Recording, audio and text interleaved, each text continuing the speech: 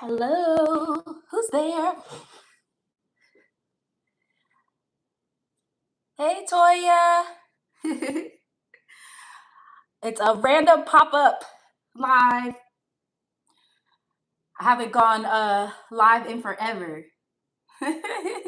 How are you?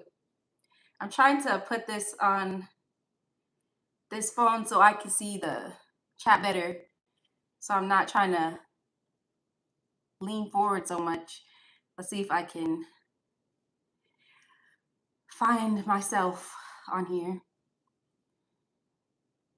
Toya, how are you? Let me see.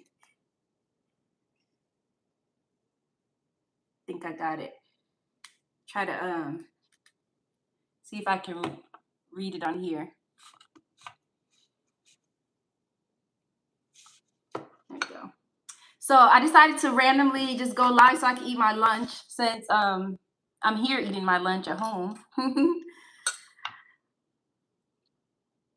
Oh, no problem.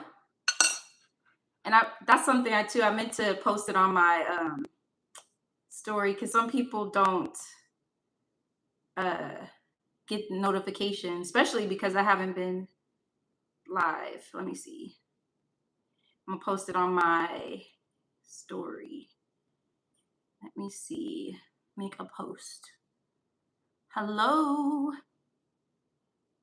to anybody in the bushes. Let's see. I'm trying to share this out on my.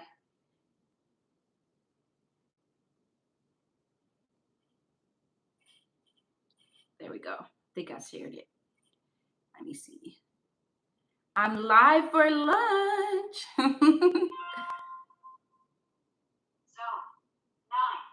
I need to close this door because it's gonna keep the wind's gonna keep blowing and my alarm thing's gonna think someone's trying to open the door.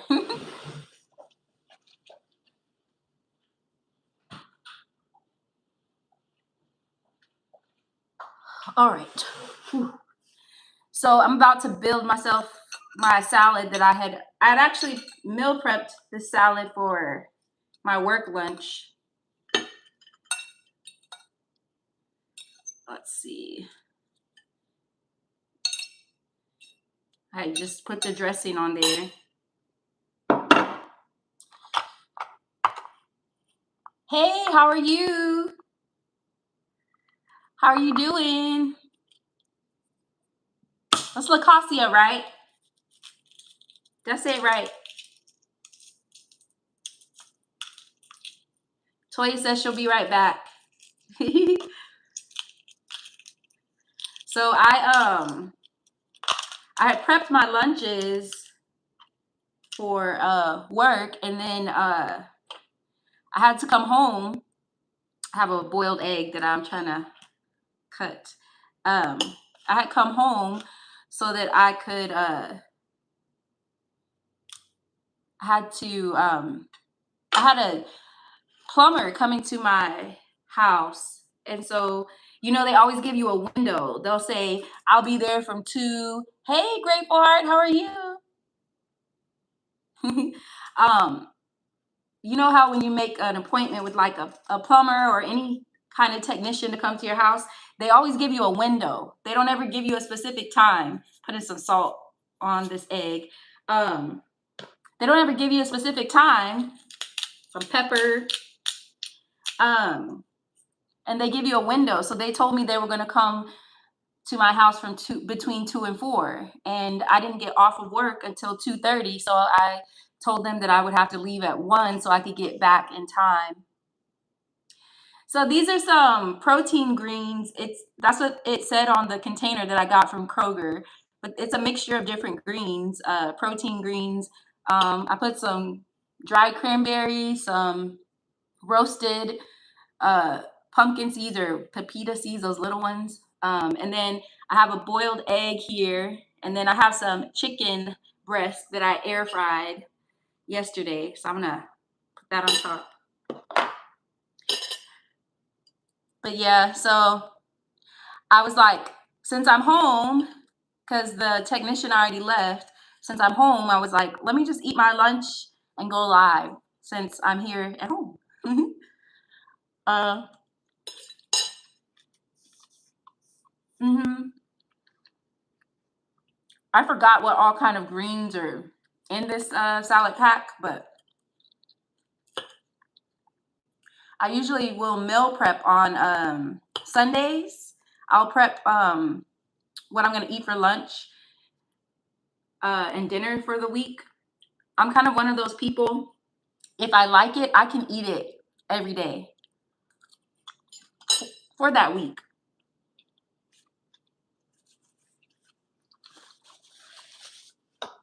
I know some people get bored with food, then they have to switch it up.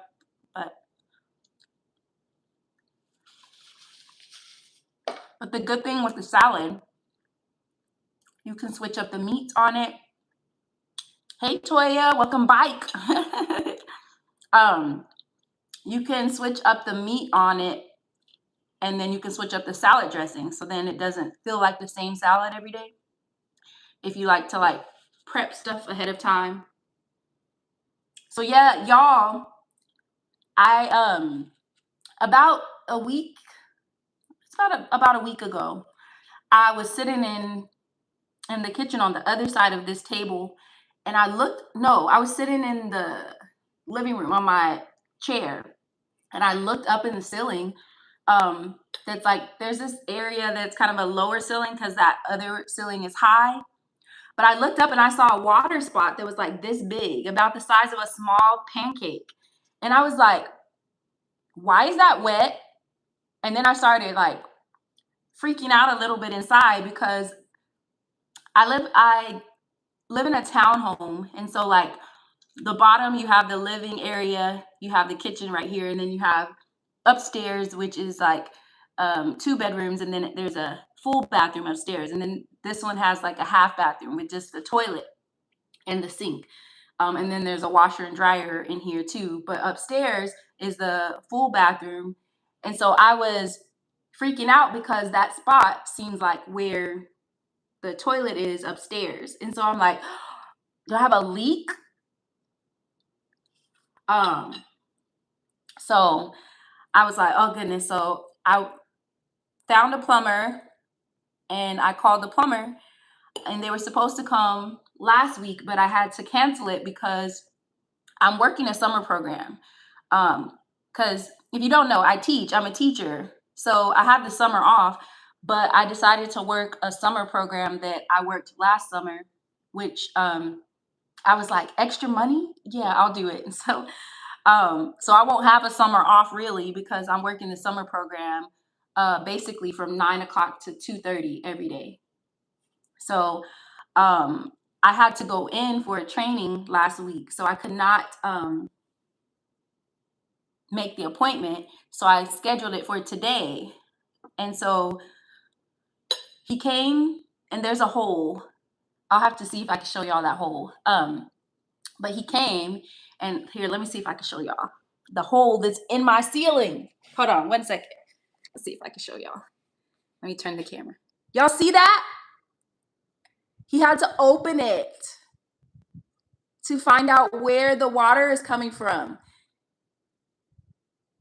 That's crazy, huh? So he had to open it. And I was like, no. And of course, I have to pay for them to fix the drywall when they fix it. But I'm glad that he opened it. So then he was like, I need you to go up there and I need you to go upstairs and run because he thought it was the bathtub. He was like, I need you to go upstairs and run your shower. First, I ran the bath, just like the bath water, and I let it run, and he stood under it and he didn't see any water coming out. So he was like, that's odd, because when he pulled that piece out, it was like you could tell there had been water that settled. It was starting to turn moldy. I was like, no, what in the world? So then he was like, okay, I don't see any water coming out. Run the shower. So I turned on the shower, and he stood there for a while and let it run for a while, and no water. He put his light up there so he could look and feel. He was like, it's completely dry. But you could literally see the piece that he pulled off. There was a water stain, so there was definitely water. So, yeah. Well, on that piece there was. So then he didn't see any water coming through. He was like, okay, this is weird. There was obviously water leaking because you could see it on that piece that he pulled out. And there was the stain. And so he's like, okay, we got to figure this out. So he was like, go flush the toilet a couple of times. So I went up there to flush the toilet.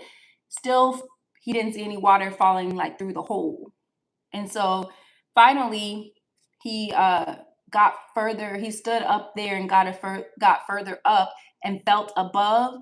And then that's where he felt the water. So apparently there's like a leak in the foundation area, like where the toilet is upstairs, like that foundation floor. And it must have been leaking through to the bottom layer where that drywall piece is that he pulled out. So there's definitely he could feel water, basically. So there's definitely a leak up there. So now what I have to do is contact, first thing I'm going to do is contact my home insurance and tell them about it, because I do have coverage now. If it's a pipe, they're not going to cover that most likely. But they would cover the rebuild of like filling the hole back in. If they have to open it more up there, they would repair that. So they'll probably send somebody to assess it or whatever to see if it would be covered. So that's the first thing that I have to do. And the next thing I have to do is call this water. They call it a water mitigation company. And they will come. They have this like scanner thing. They run it through your wall, or they run it like around your ceiling and walls, and they check to see if there's water anywhere else. It'll detect if it's wetness. So I have to do that, because if water got anywhere else, they'll want to open it up and remove it so that it doesn't build up mold. So that was my day today.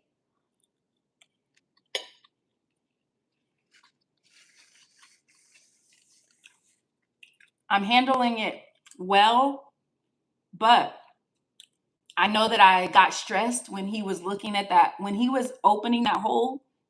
My watch started showing that my heart rate was going up. So even though I wasn't showing the stress on the outside, my body was stressed because my heart rate was going up and my watch was like saying high heart rate. Because I'm like, when it comes to plumbing and stuff like that, that stuff can get expensive, especially if there's more water. So my hope is, first of all, that my insurance covers it. My second hope is that it was just water settled in one spot and not spread. So those are the two things I'm concerned about right now. So we'll see how the story unfolds. Even talking about that, it makes my appetite, me not want to even eat anything. But I'm going to eat it because my stomach was growling.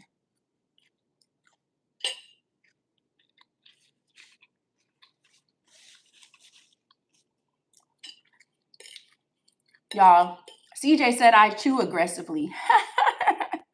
And then it's funny because I was watching some videos and I was like, I do kind of chew aggressively. Maybe it's because I be hungry.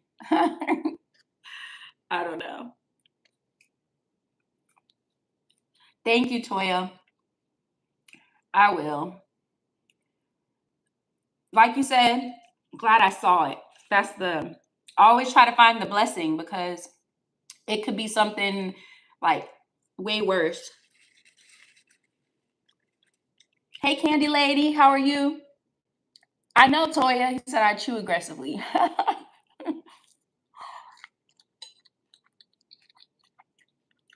Oh, okay. T and Sharenda TV. Thank you for coming in. So how are you guys doing? Enough about me. I told you my life saga right now. Enough about me. How are y'all doing? What are y'all doing? I've been pretty good. I was just telling them my plumbing saga, my plumbing issue that hopefully won't be too expensive. But I've been good. Honestly, y'all, I just be working. Yeah, I remember you were starting that vending machine business. How's it going?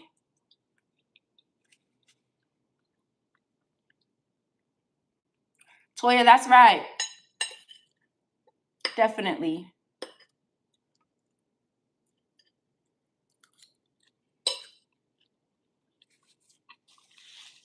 Wow. 10 locations? That's great. Y'all, she has a vending machine company. You know how you go and put vending machines in businesses? Like you may go into a hospital and see a vending machine and somebody owns that and they're making money from it. That's a whole business. Oh, y'all see that? I'll get it. 40. Do you have people helping you manage them? Because you get 40, you're gonna need some people to help you manage those.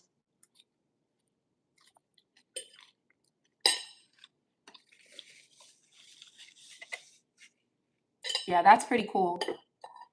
I love when people have their own little hustles.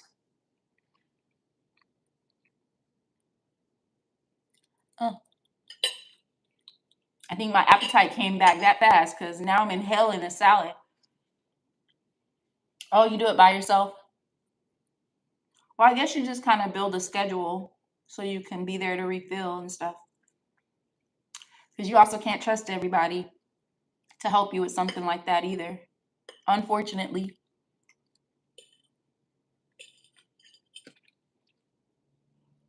Smile and eat. I'm gonna eat again in like 2 hours. Y'all know what I did? I'm saying it like it's so exciting. It's really not. I got up this morning and I went to the gym. Y'all, if you know me, oh, I understand. I understand. Not everybody even deserves that trust when it comes to stuff like that. So I got up and went to the gym this morning. So if you know anything about me, I do not like to go anywhere early in the morning unless it's work. And so for me to go to the gym this morning was a big deal because what I figured, I used to be very disciplined back in the day. Like I would go work out, even like if I had to go late, I would go work out. Because yeah, that's exactly it, Toya. And that's exactly what happened yesterday. I got home and I sat down and I was like, I'm gonna go to the gym in about an hour. Did I go? Nope. So I said this morning, I'm gonna go this morning. And you know what?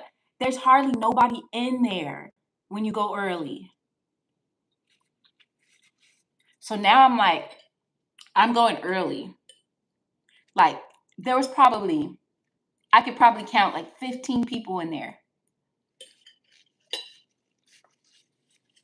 So they're all spread out, doing their own workouts and stuff, minding their own business.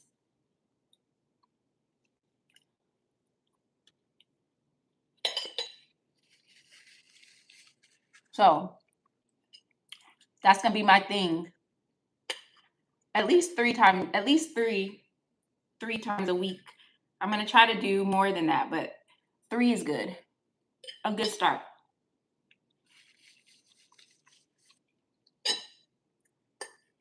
So y'all, what's been going on? Anybody have any interesting stories?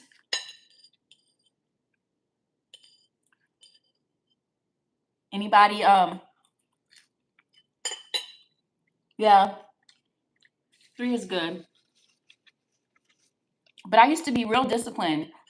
I would even watch like workout YouTube videos, and if I didn't have like a gym membership, or I would do workouts at home. I am not, that discipline has been out the window. I'm trying to build it back.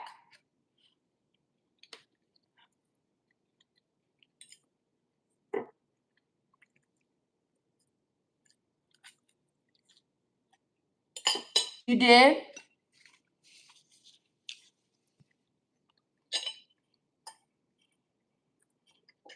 Will it be somebody that will stay with you?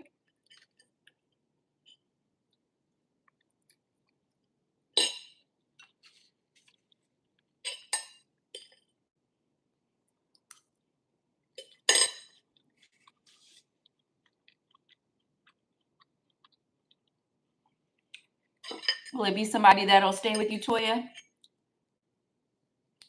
What kind of caregiver?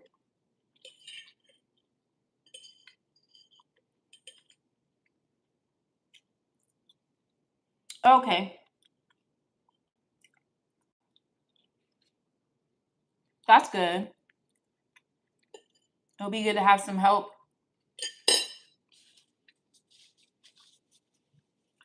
So yeah, I definitely got my appetite back.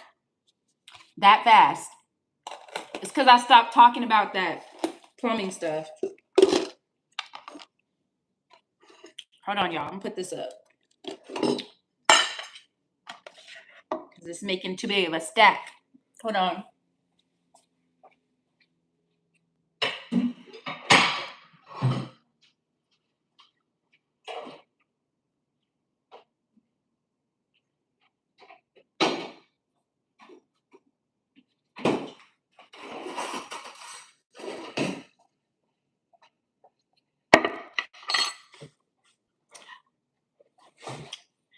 Yeah, I knew about.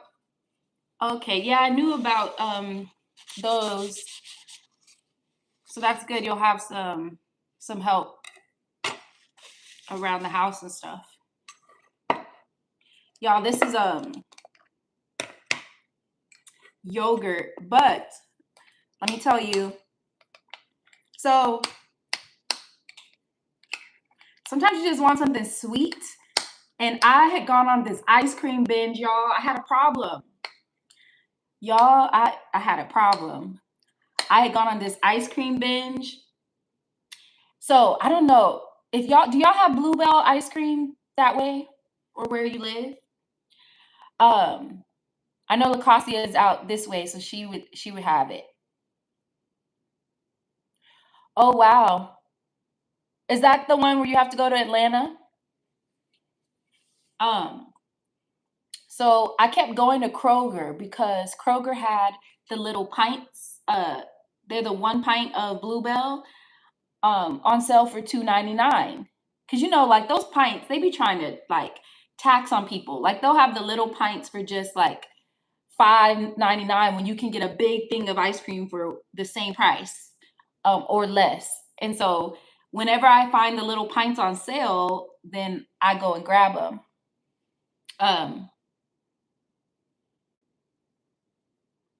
Okay, yeah. So there's this new Bluebell. Well, it's not so new now. It's probably like over a month old, but it's a brookie. It's called brookie a la mode. It's basically like brownie. It has brownie, cookie dough, and in the ice cream, and it's so delicious. And I tried it, and every week for that month, I was going to get one of those pints. And sometimes I got one on Saturday and Sunday. And I ate the whole pint. Y'all know that pint probably is like 800 calories. But I was addicted. But then they went off sale. And then I stopped going to get it. But the thing about it, as soon as I see it on sale again, I'm going to want to get it. So I was like, I need to have self-control. So what I did, There's some girl I started following on Facebook.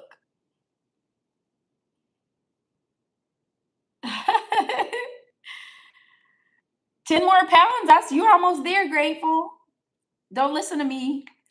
But this one is something that you could do. So sometimes you just want the texture of ice cream without all the calories. So what there's some girl I follow on Facebook, and she does all these kind of she healthier versions of meals, but she does them at a reasonable like portion. And it's not like diet foods. It's stuff that you would want to eat, but she kind of shows you how to portion it out so you still get what you want to eat. But this is yogurt. So what I did was, it's plain Greek yogurt, but I saw something where they got the Jello pudding packets that with the powder that you use to make Jello pudding. Well, they have a cheesecake flavor. They have the regular cheesecake one, and they have the no sugar. So this one has like partial the no sugar and partial of the regular one. But I didn't put the full packs in there. I just put enough until the Greek yogurt got sweet. Because plain Greek yogurt is sour. Like, some people use it as sour cream, as a higher protein sour cream. So you really have to put stuff in it to give it some sweetness. But I used partial of the no sugar cheesecake pudding powder and partial of the regular cheesecake one. And then it gives you just some kind of creamy dessert vibes. You could put like graham crackers. You could put a few little vanilla wafers in there if you want a little crunch or whatever. But it's still better than eating a pint of Bluebell ice cream. So that's what this is. But I usually will eat it with a banana. Like, I'll just dip the banana in there. That's good.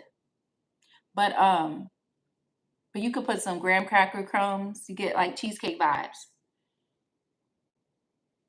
Yeah, I be trying to find healthier options of stuff because you still get a sweet tooth sometimes, but and it's cool, so it feels like you're eating almost like an ice cream. But you could put fresh fruit in here, strawberries, blueberries, whatever fruit you like. But the reason why I have it plain is because have y'all noticed when you get fruit from the grocery store, it goes bad much faster? Like, I see why people are gardening and growing their own stuff, because I literally bought some bananas, and it's not even just bananas that are already yellow. It's some of the bananas that are green, and they'll go bad just that quick. It's crazy. Or you'll buy like some strawberries, and then the next day you see mold on some of them. I don't know. I just noticed a difference when buying fresh fruit these days. You almost have to eat it that same day. I keep a sweet teeth. Yeah, Grateful. Try it out. You can make it your own too. Add whatever you need. Yeah, and I'm like, first of all, groceries are too expensive for fruit to be going bad like that. Thank you, Grateful. Yeah, I do buy a lot of frozen fruit because I'll use it for smoothies. Um, so I do buy more frozen fruit than I do fresh fruit. Right now, the only fresh fruit I've really been buying are the bananas, because I do like to eat them like in this. Hey, hey, Sharice, how are you?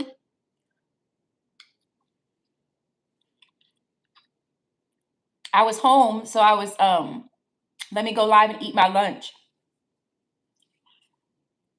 But y'all made me feel better though, because telling you that plumber, he was so nice, but he doesn't know how much he stressed me out today.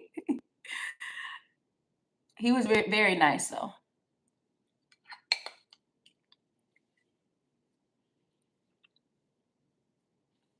But it's crazy.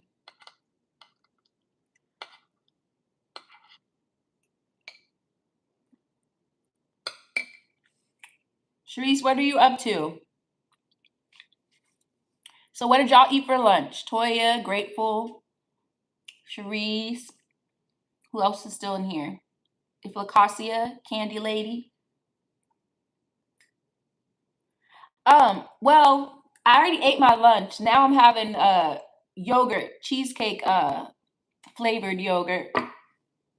But I had a protein salad.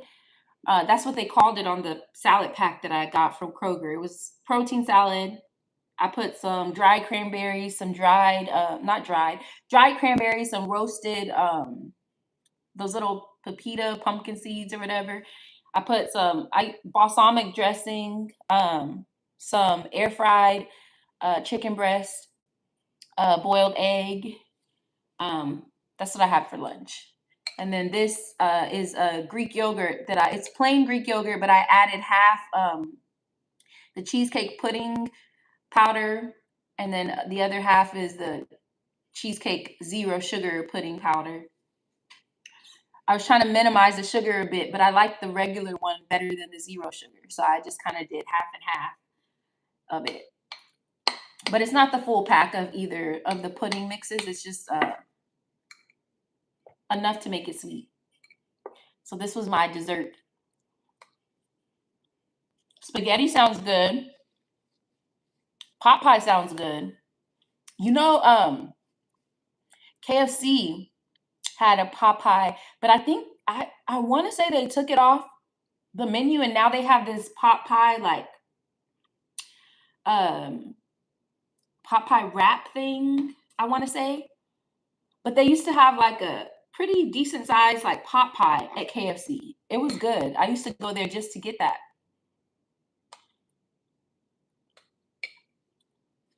Yeah, because I'm not really a KFC chicken fan. Their chicken tenders are good, but their bone-in chicken, I didn't really care for so much. But those pot pies were good. But I want to say they stopped it and they made some other kind of chicken pot pie something. Hey, how are you? Welcome in, TP.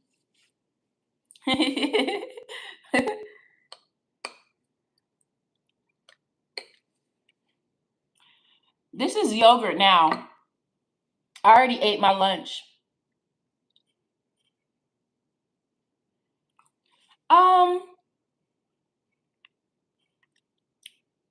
What did I not like about the chicken? I don't know. I think I just, in comparison of other, it's not that I couldn't eat it, because if that was my only option, I would eat it. But I just think in comparison to maybe like a churches or something like that, I would choose that over KFC. So it's not that I wouldn't eat it at all. It's just, I think just comparing it to if there's other chicken places or like a local chicken place or something nearby, I would prefer that over KFC. I know. That's why I said TP. Tasha Phillips. I already ate my lunch.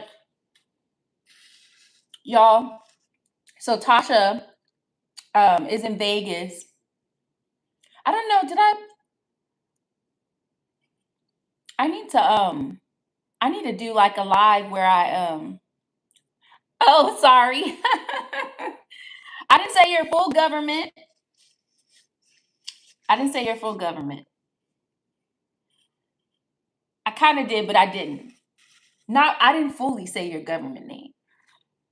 But Tasha. Y'all, I've known Tasha for a long time. Oh my goodness. How many years now? It's 2016. Has it been 16 years? Yeah, 16. Yep, I was right. 16 years. So when I used to live in Las Vegas, Nevada, and there was this organization that this one girl created, um, not to be named. This one girl created it was for Black women who were living in Las Vegas but were from other places. And so, like, if you guys know, I grew up in New Mexico. Tasha grew up in California, and then other people were from other places. I don't even remember where she was from. The creator of it, she was from somewhere. Wasn't the East Coast or something? But I had joined that organization first, like a few years before, and then she joined it. That's right, Ohio. She joined it, and we became good friends, and we would started hanging out on our own, and every so often with other people too. But yeah, we go way back. We were all over Vegas. I was laughing with another friend of mine here in Dallas uh, because we were like, man, when I was in my like mid late 20s, early 30s, I would go places middle of the week, go to happy hours, go to events. I would get off work, go to these different events, and then I would still go to work the next day energized. Now, I don't be wanting to go anywhere if it's during the week. I just want to go home. It's crazy how time just kind of changes how you are. But yeah, we used to be all over Las Vegas at events. We would find all the free events, and it would be like nice events. Sometimes we had to pay for stuff, but we would find because in Vegas, a lot of times they want the women to be there. So they would give they would offer like you could get free tickets to a lot of the places, even if the dudes had to pay. So we got to see people performing like Nas and all these different people because they would come to Vegas and they would go to clubs and they would perform just like a regular uh they would perform like 4 or 5 songs at a club. And so a lot of times we would get in those places free. So then you got to see people like Nas and who was it, T-Pain and different people. I wish I would try to go somewhere weekend or weekday. No, I understand. I definitely understand.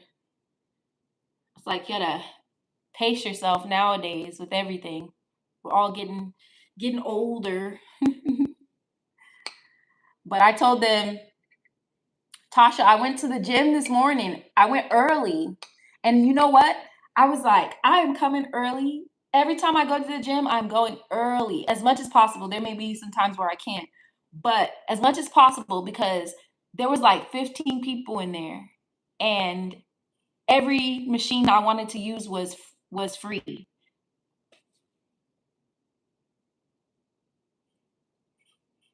Oh, you about to shut it down at 5? Man, I am a night owl though when I'm home. Even if I'm not out doing something, I'm still a night owl. I have to make myself go to sleep early. And that's the thing. For me to be consistent with working out early, I need to go to bed earlier. Because I be up for no reason. There's no reason. Honestly, there's no reason for me to be up past 9. There's no reason.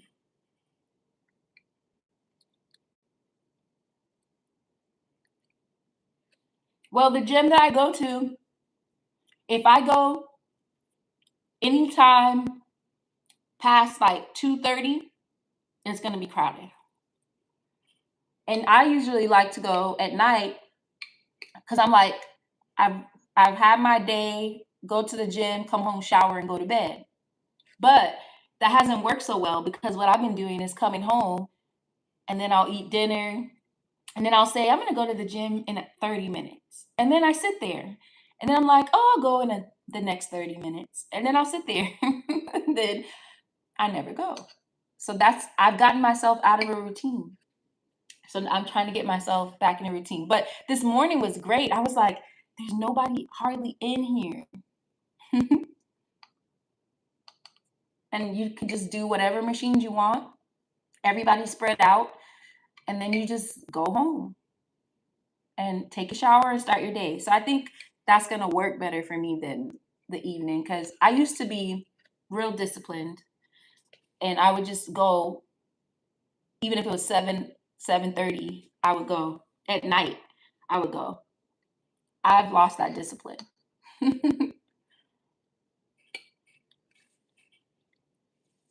You're old at your young age. Oh my goodness.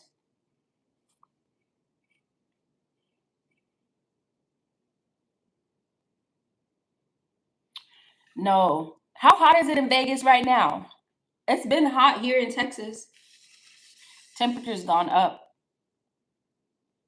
Even we had some rainy days and the temperature did not drop. It was hot and humid because of the rain. Y'all, Vegas, one summer I was there, it got to 116. So, oh, am I off for the summer? Yes and no. So I'm off from teaching. Our last school day was May 28th. Um, so I'm off from teaching, but I am working a summer program that I said I was not gonna work, and here I am working it. I worked it last summer, and she sent me a text, hey, do you want to work the summer program? Which is in Fort Worth. So I have to drive. Well, it really would just be 20 minutes, but there's traffic in the morning, so it takes me like 35 minutes. But it's in Fort Worth because I live in Arlington, and then there's Fort Worth right next to it. Um, and it's a summer literacy program at a recreation center. So all the recreation centers in Fort Worth have a summer camp, and the kids have these camp leaders, and they do all these like different things. They go on field trips, they play games. Most of it is meant to be fun, but then the city of Fort Worth, because they're kind of in a reading crisis where they have a lot going on in their school district, the last few years they started a literacy part of it. So basically, the kids come and see me for an hour, and we work on like reading and writing. We try to make it like interactive so it doesn't feel like school, but they're still practicing reading and writing. So some of the kids are like, I don't want to do this, it's the summer. But I always tell them, like, it's just practicing, it's just for an hour, just 1 hour, it's not a full day. Um, and then they stop complaining usually after that. but uh, but I basically I have one group of 5 to 7 year olds. There's like no, yeah, 5 and 6 year olds. There's like 30 something of them. And then it's not just me though, because they have their camp leaders. There's two of them for each group, and then there's some young teenagers that help. So I have that group. Then the next hour I have 10 to 12 year olds. So I have that group, and then I have a lunch break and a break for an hour. Then I have my third group, which are 7 to 9 year olds. And each group is over 30 kids. So yeah, that's what I'm doing this summer. So I'm gonna want a vacation next summer.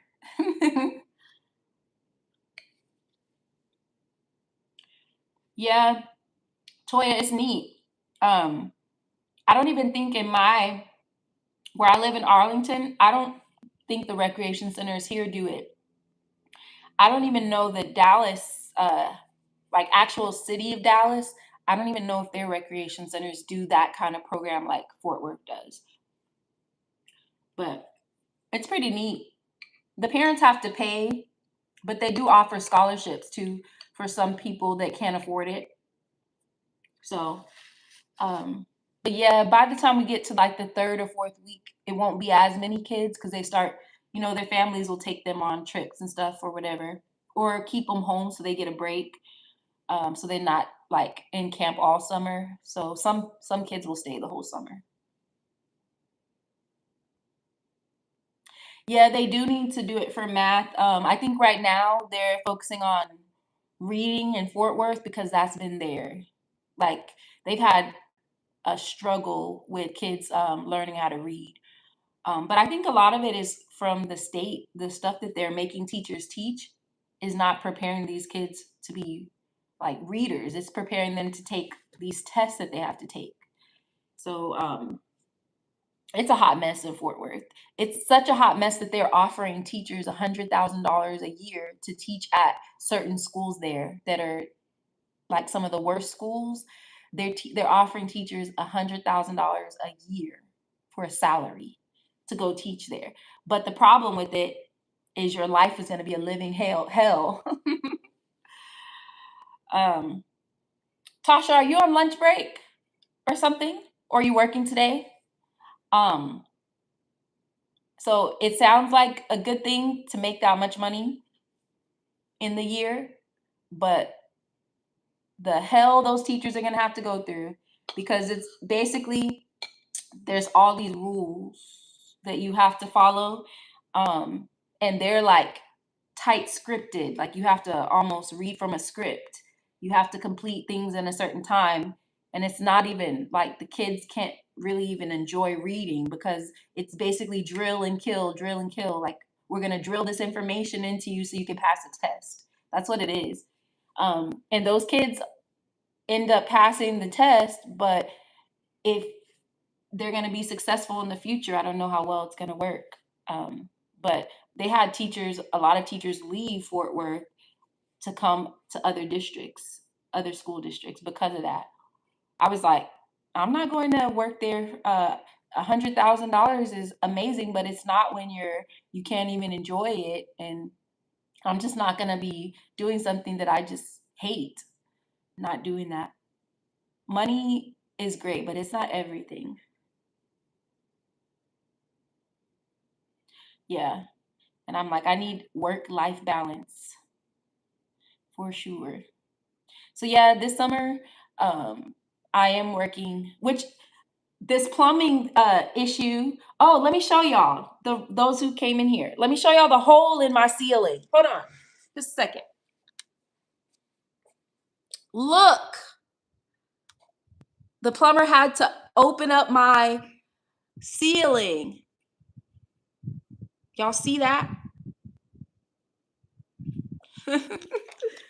That's for those who missed the story.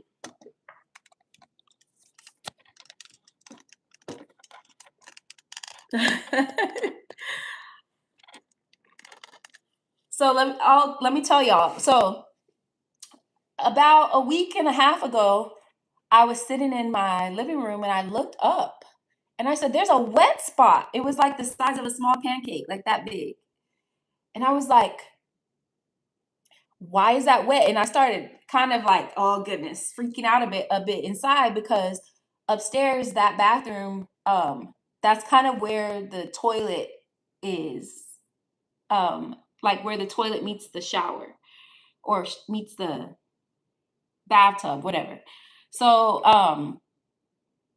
when I got on a step stool and touched it, it was like wet. And I was scared to, I know, right, Toya? And I'm telling it again. I touched the spot and it was wet, and I was afraid to keep pushing it because I didn't want my finger to go through the drywall. So I was like, okay, I need to find a plumber. So I was doing some research and I saw like a plumber that had a lot of good reviews this in the area.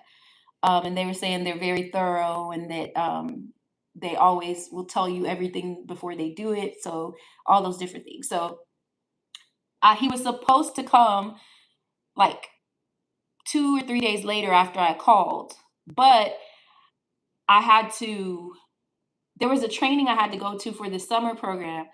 And so I was like, let me cancel, and I'm just not going to use my toilet upstairs. I'll just use the half one down here. So I was like, let me not use it. Hey PBE. Oh, I know. That's because I don't be going live like that. I used to.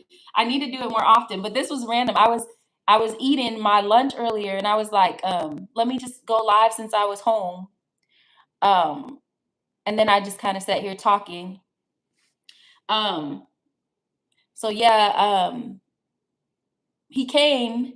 Oh, I had to cancel the appointment because I had to go to that training. And so I scheduled it for today, but I was like, I'm not going to use that toilet in case like it's leaking every time you flush it or something. I didn't know. So in the course of that time, about almost a week, that spot dried up to just like a little light brown spot. So that made me think, oh, well, it has to be whenever I'm flushing that toilet, because within that less than a week, probably like 5 days, within that 5 days, that spot was no longer like wet to the touch. It was like just a dry kind of brown spot. So then I so today he came and he was like, is there any water that you see like behind the actual toilet? So he went up there to look and there's nothing that you could see. So he was like, I'm going to ask you this and you have to decide what you want to do. He was like, the only way for me to know what's going on is to open that section where that hole, where that spot was.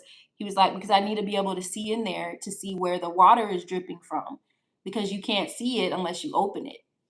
So I was like, he let me know what the cost was to do that. So then he opened it, and he didn't see any water at first.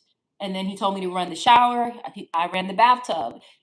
He didn't see any water coming out. And he was like, this is odd, because on the little piece that came down, you could tell that it was mildew, all that stuff, that water had been coming down, and there was the spot. So he knew water had been coming down, but when we ran the shower, we ran the bathtub, we ran the toilet, we flushed the toilet several times, no water. He put his hand up there, dry. And so he's like, what is going on? You could tell that there had been water, but where is it coming from? So then he had to get higher up, and he put his hand higher up, and basically then he felt water. So basically the water is more in the foundation part, closer to where the actual bathroom is. This part where the drywall is, it was probably, as the water built up, it was coming down to the lower part. And so that's why we didn't see any water whenever we were flushing and stuff. So there's definitely a leak up there. So now what I have to do is talk to my insurance. Then they're probably going to call the company and see if it's something that's covered.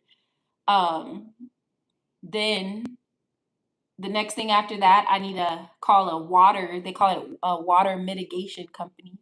So then they'll have to use their little scanners to scan my ceiling and the rest of the drywall and all that, to see if there's any wetness being detected. Because if there is, they may have to open it up to make sure there's no mold, or that water is not going further in my ceiling. So I was like, I told them earlier, I was like, I handled it well. Like, I wasn't showing the plumber he was really nice. I wasn't showing the plumber any stress, but I knew I was stressed out because my watch started alerting me that my heart rate was going up. So he's cutting that hole, and I was getting stressed out. My phone was like, heart rate elevated. And I was like, I need to calm down on woosah. So yeah, so now it's just a matter of, will that be covered? And is there more water? So we will see what happens. I'll let you guys know the outcome of it. So I was talking about it, and then I couldn't hardly eat my salad, and then I stopped talking about it, and then I ate my salad. So my lunch has been eaten. Let me see what y'all are putting in here. But that was the story. That was the story. It sucks that, let's see, the curriculum is terrible now. The money sounds good, but isn't worth it. Nope. Has cursive writing been removed from y'all's schools? Toya, cursive writing is still in the curriculum for second and third grade, but the materials that they're giving teachers to use don't always address it. Even though we have what's called standards. They're the state standards. Those are the things that you have to teach, and it still says cursive. but the resources that they're giving the teachers don't always have cursive lessons in it. So the state standard says you're supposed to teach cursive, but the actual resources they give you, nope. And it depends on what each district decides. And that's the thing, every district is to decide what they use. Some districts choose the right things and some don't. And that's how you end up with some kids who are doing amazing and then some school districts that suck. um, they're only preparing babies to test. Yep.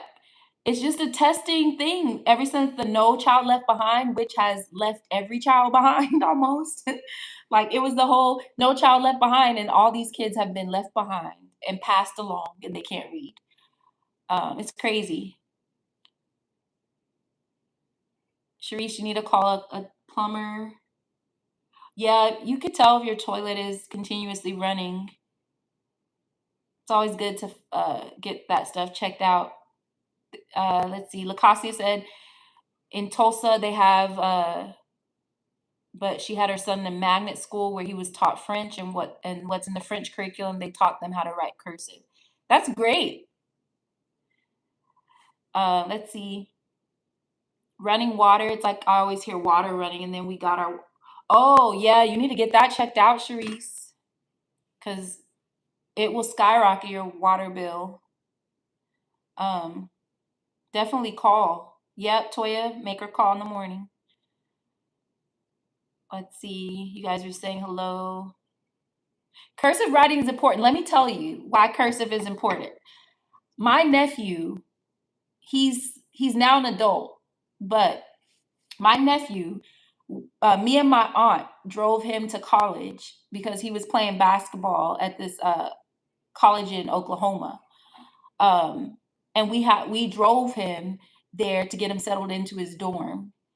And he had to do all of his paperwork and stuff. Mind you, my brother has not been responsible as a father, and his mom has not been responsible as a mother. So the other family members were kind of jumping in and helping out. So me and my aunt, my mom's sister, we drove him to school. So he had to fill out all his paperwork. We were trying to get him financial aid and stuff because his mom, like, none of his parents were doing what they're supposed to do.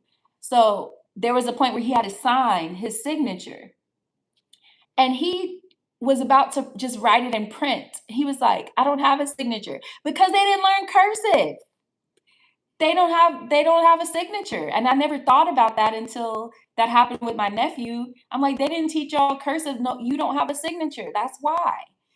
That's crazy. So we had to go to the computer to help him fill out some forms. And so while we were in there, we were making him practice a signature so he could develop a signature. We were like, it's crazy. So yeah, that's important. I'm trying to catch up. Yep, you just said that, Lacosta. I just saw your comment. I finished most of it, the yogurt. Yeah, I have to stay calm at this point because I don't know what's gonna happen. So I can't fret about it. Like, I'm just gonna have to take it as it comes, and hope that it's covered and do what I have to do, you know. PBE, I think, have forgotten how to write cursive. You think, oh, you think you've forgotten. You don't know what to call your handwriting. Cursive script. Well, I find myself sometimes writing a mixture of cursive and print manuscript. So I find myself writing a mixture of both. But if I had settled down, I could write in cursive. When I'm just writing, I just find myself sometimes using both. But yeah, like the whole signature thing was a big deal. And I never thought about it. I never thought about it until my nephew was asked to write his signature, and he was like, I don't have a signature. I was like, what? Because you didn't learn cursive. But yeah, so that's all interesting, all of that. But yeah, that was my saga today, the plumber situation. So, but I feel better. It was nice getting on live to talk to y'all because I feel better about it. But we'll see how I feel when they come back.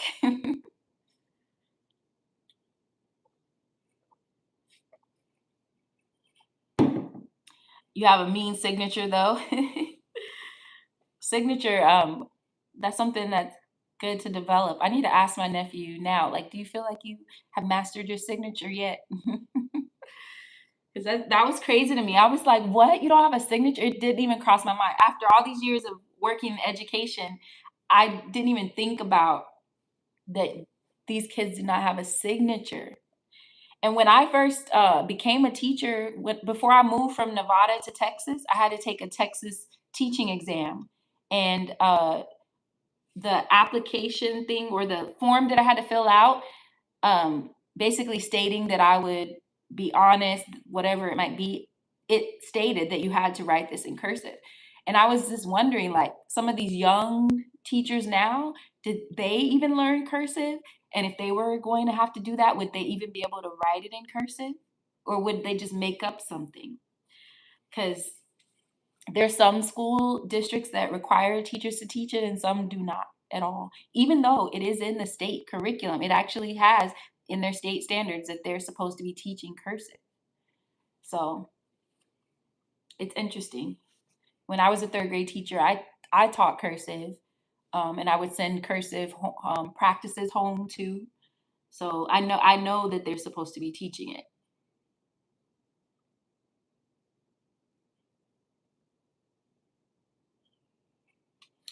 Oh, sure. You can send me a message, or you have it on Instagram, or you could always email me. But yeah, we could definitely set that up. I need to get more active on YouTube, so that would be a good jump start. Yeah, IG.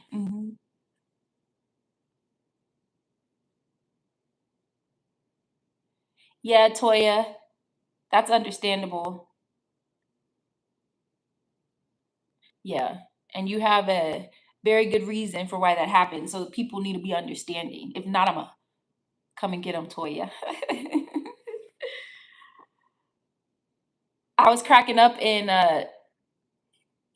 CJ and Sharice's live whenever those trolls were coming in and all of us were going after them. Y'all, I don't know, have y'all ever done like a personality test? I've done several, and every time it comes back that my personality is like an advocate personality, which basically, if somebody is being bullied or things like that, like I'm gonna be the one to speak up. I cannot stand to see people get bullied. And I'm pretty quiet natured, I'm calm. But if you're bothering somebody in front of me, I'm gonna say something. I cannot stand it, especially when somebody's picking at somebody for just trying to mess with them. I can't do it. Like you can't do that in front of me because I'm gonna say something to you. Um, oh, thank you, Lacasia.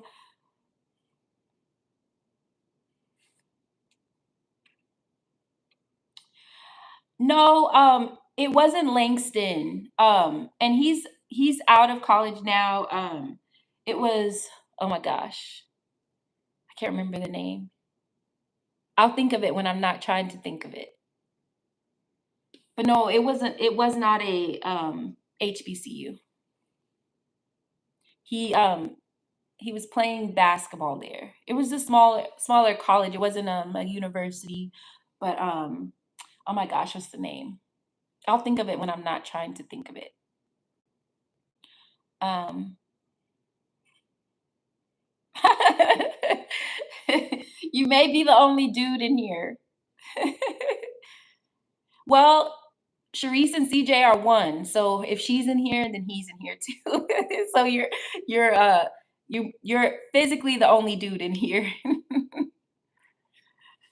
um, yeah, there's all kind of personality tests and stuff. I'm always curious to see if they add up, and honestly, the ones I've done, which um, they've all come back pretty much similar. Okay, see, you're not the only one in here.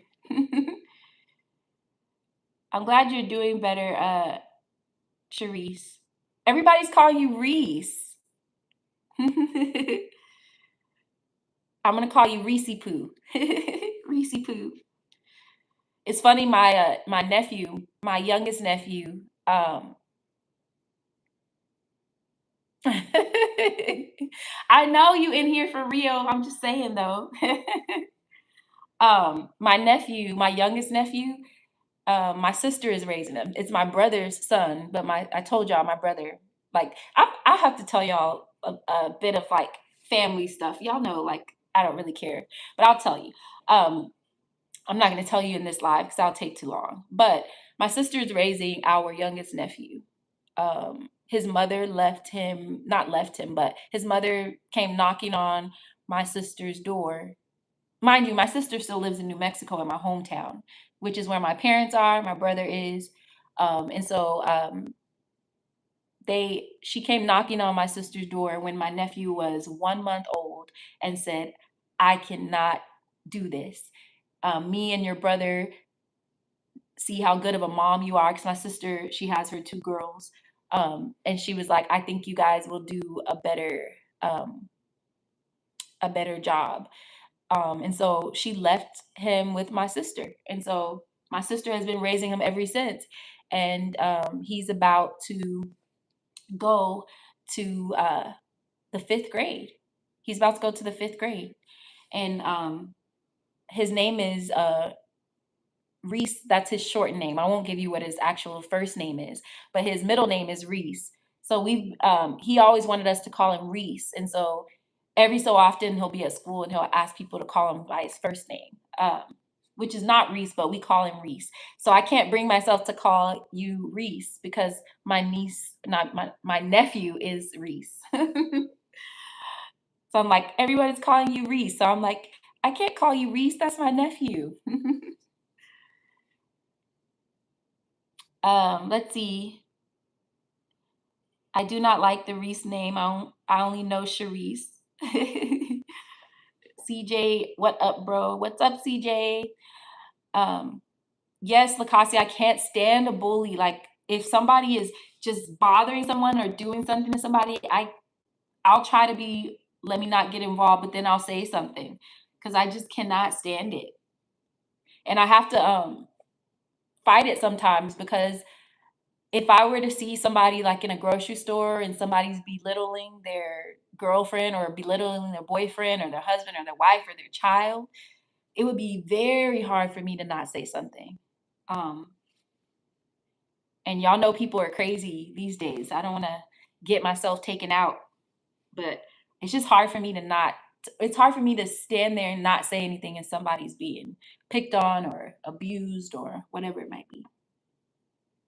Toya, I'm telling you, and I'm one of those, like, my parents raised us to be respectful, good people. The decisions my brother has made, he's made them. I hear people sometimes they'll judge parents and they'll say, and there's probably times, and I know my parents have enabled my brother when it comes to certain things, but as far as the way he was raised, he knows right from wrong, just like me and my sisters. And none of us have made the choices that he's made, and he came from the same family. And so they'll blame parents. Hey, just asking for a friend, they'll blame parents and say that they should have raised their child this way or they should have raised them right.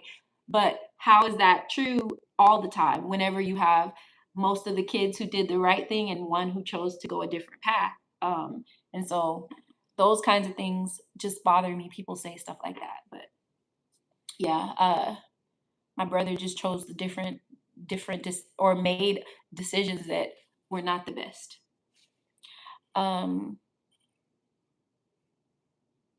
The story behind the name change 6 years ago when CJ started the channel, I asked him not to use my name. For some reason, it took him 6 years to realize. Oh, now, yeah, I understand. Just like my friend Tasha just said, I just used her whole government name. And I have to remember that because I literally tell people what my whole name is in the intro of my channel. Some people don't always catch what I'm saying. But I say my full name because that's what TAG stands for, my full name. But that's because, y'all, I've done like music stuff. So like my name and all that's kind of out there in the social media world, or if you were to Google or whatever, you're going to find it. So I think I'm kind of like it doesn't matter if you know my name, because if you were to search it up, it's gonna come up anyway. But I get it, because these days you need that privacy, because people are crazy. They're definitely crazy. Um, who else came in? Oh, okay. Yeah, you guys are saying hello to just asking for a friend. A few cases where people act like they're in trouble, but they both rob the help. Yeah, yep, Toya, definitely. Um, CJ messed it up for everybody. Oops. Um, but no, I understand. I understand that change. I'll just call you Reese Poo.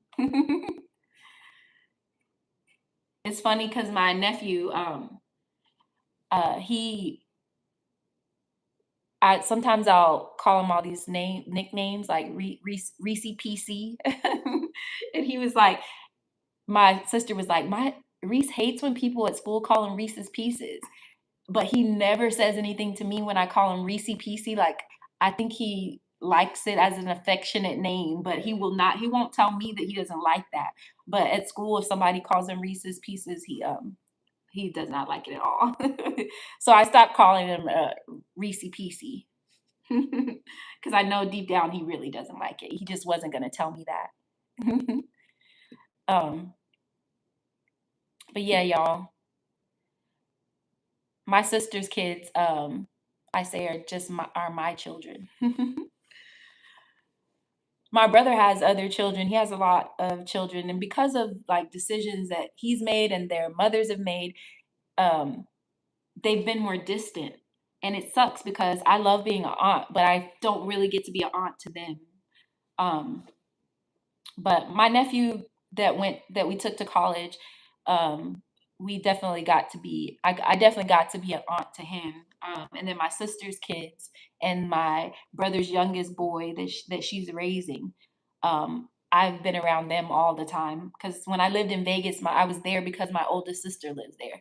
And so my oldest niece is 24 and she was 5 years old when I moved to Vegas. And so I used to take her to school. I used to babysit her when my sister and her husband wanted to go do other stuff or go to an event or something like that. And I was there. My When her second daughter was born, she so I've been around her kids so much. I just say that they're my children. Oh, I think CJ is very smart, but he has more book smarts than anything. He hates when I say, "Oh, leave CJ alone." Oh,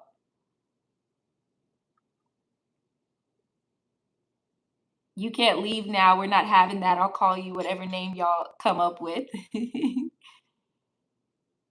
Oh, you're not leaving. You're never leaving the platform. Yeah.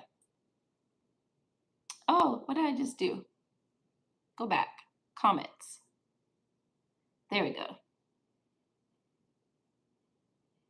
Yeah, her name is beautiful.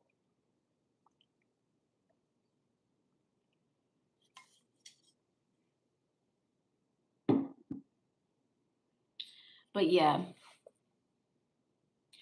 y'all, I've been on here longer than I expected to. But I went to the gym, like I said, so I don't have to go this evening because I went. And even though yesterday evening I didn't go, I talked myself out of it anyway. So, but I did go this morning. So I'll keep y'all posted. My goal is tomorrow's Thursday that I go to the gym early in the morning. Thursday that I go to the gym early in the morning. Friday. Saturday I go to a mixed fit workout dance class. And so I'm definitely going there. Um, but yeah. Yeah, just asking for a friend. I definitely understand that too, security reasons. And sometimes I'm like, I shouldn't have put my name out there, but it's because of the music stuff that I used to do. What's crazy, I used to have parents when I used to teach in Vegas. There was one school that I was at, and it was kind of an affluent school, and I only taught there a year because I was ready to go back to a Title I school. I don't know, y'all. I like working with kids who have some level of like struggle or just come from like working class family. Because I went to neighborhood public school, working class family. Like we weren't poor, but it was just a working class family. I can't relate to the ones whose parents are like business owners and doctors, and like those were the kind of parents that were at that school. And even though the kids were great, it just, I didn't feel like I was giving back. So I ended up leaving that school. But while I was there, whenever the parents met me, they thought I was younger than what I was. And so some of them were Googling me to see if what they could find out about me. And the only thing they found was that I had songs. And so I had kids coming to school, Miss Gibson, you sing. And they were like, my mom loved your song. I'm like, oh gosh.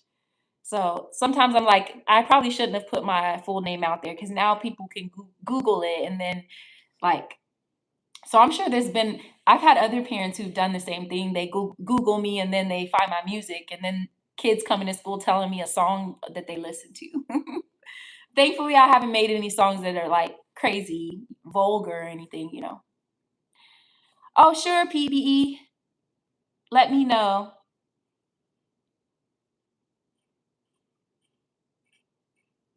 Yeah, I did. I ate good. I ate healthy.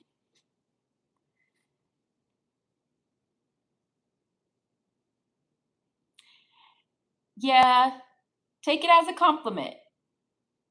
It should be a compliment.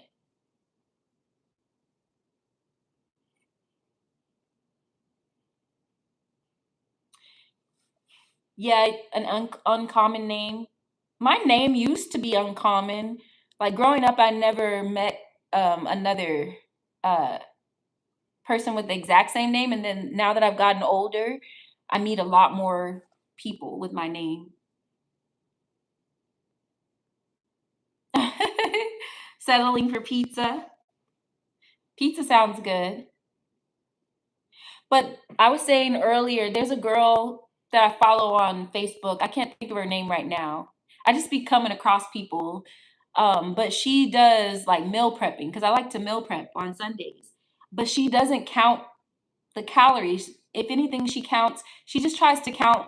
Well, she does count the calories to show like how much calories there are just to share with people. But she doesn't like try to track calories because she was just saying that for her it was kind of unhealthy to try to track calories every day, trying to stay with this amount of calories and this, because then it could develop into like an eating disorder and stuff like that. So she tracks like how much the meal's calories are just for her social media so that you know how many calories are in your meal. But she really tries to pay more attention to like how much protein and stuff like that. But the meals that she preps are like good food that you would want to eat. It doesn't feel like you're on a diet. She just knows how to portion it so that it's a good amount and you're not overeating. And she said that I guess after having kids, it helped her lose weight, but she did it in a healthy way where she wasn't feeling like she was deprived. So she would eat pizza, but it may not be just as much as some may overeat. Um, like enchilada. She would make enchilada. She would make tacos, and she would add a few chips in her meal and stuff like that. Um, and I think that's a healthier way instead of trying to just diet or whatever. What grade do I teach? So when I was in Vegas and I started teaching, it was fourth grade. I taught in Vegas for 6 years. 3 of those years were fourth grade, 3 of those years were third grade. Then I moved here to Texas in 2015, and I was hired to teach second grade, which because I wanted to try another grade. But then they asked me if I would go to third grade because they needed me in third grade. So I was in Duncanville ISD, and I was teaching there for. I was in the classroom there for 4 more years.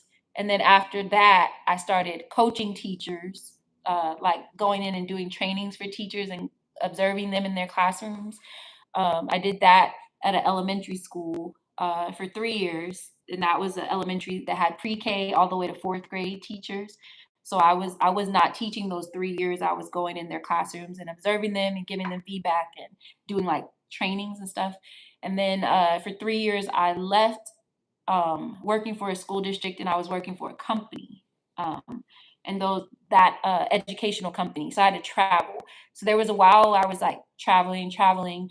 Um, Even whenever I went to CJ's 40th birthday party, I was traveling for work, and I was actually in Rhode Island, and I was there working. So I took that weekend to go to his party.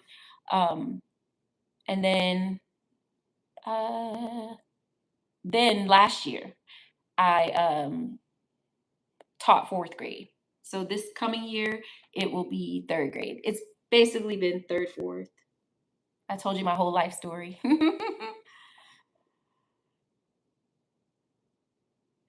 Yeah, there's some kids that are something else. Honestly, when I moved from Nevada to Duncanville and I took that job, I should have asked more questions, but I was really trying to just get a job here in Texas because I said I was not going back home to New Mexico. I did not want to move back to New Mexico.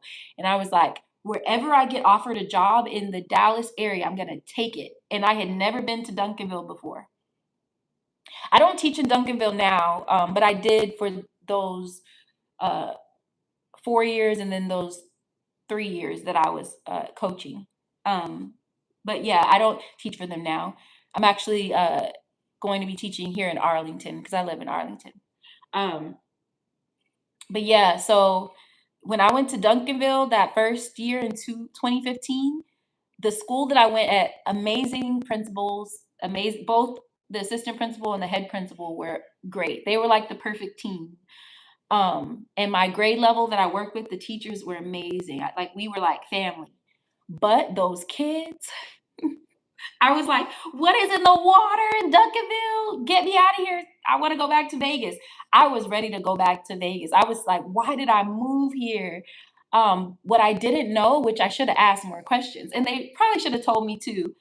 Um, but I was really wanting to get a job here because I knew I wanted to leave Vegas, but did not want to go to New Mexico. And I was like, I'm going to get a job. And I came here to visit for 3 days with my cousins that live here. And within those 3 days, I got a job. And I was like, I'm not moving back to New Mexico. Um, but I should have asked more questions because they had just closed a behavior unit because there were parents that were suing because they said there were too many Black kids being put in this behavior unit and they felt like they were being discriminated against. But the problem with that is Duncanville is mostly Black people. So that's why there was more Black. It wasn't discrimination. These kids had severe problems. And so whatever parents were trying to sue, they needed to use that money to go like deal with their kids because some of these kids had severe emotional issues. This was not just like a bad kid.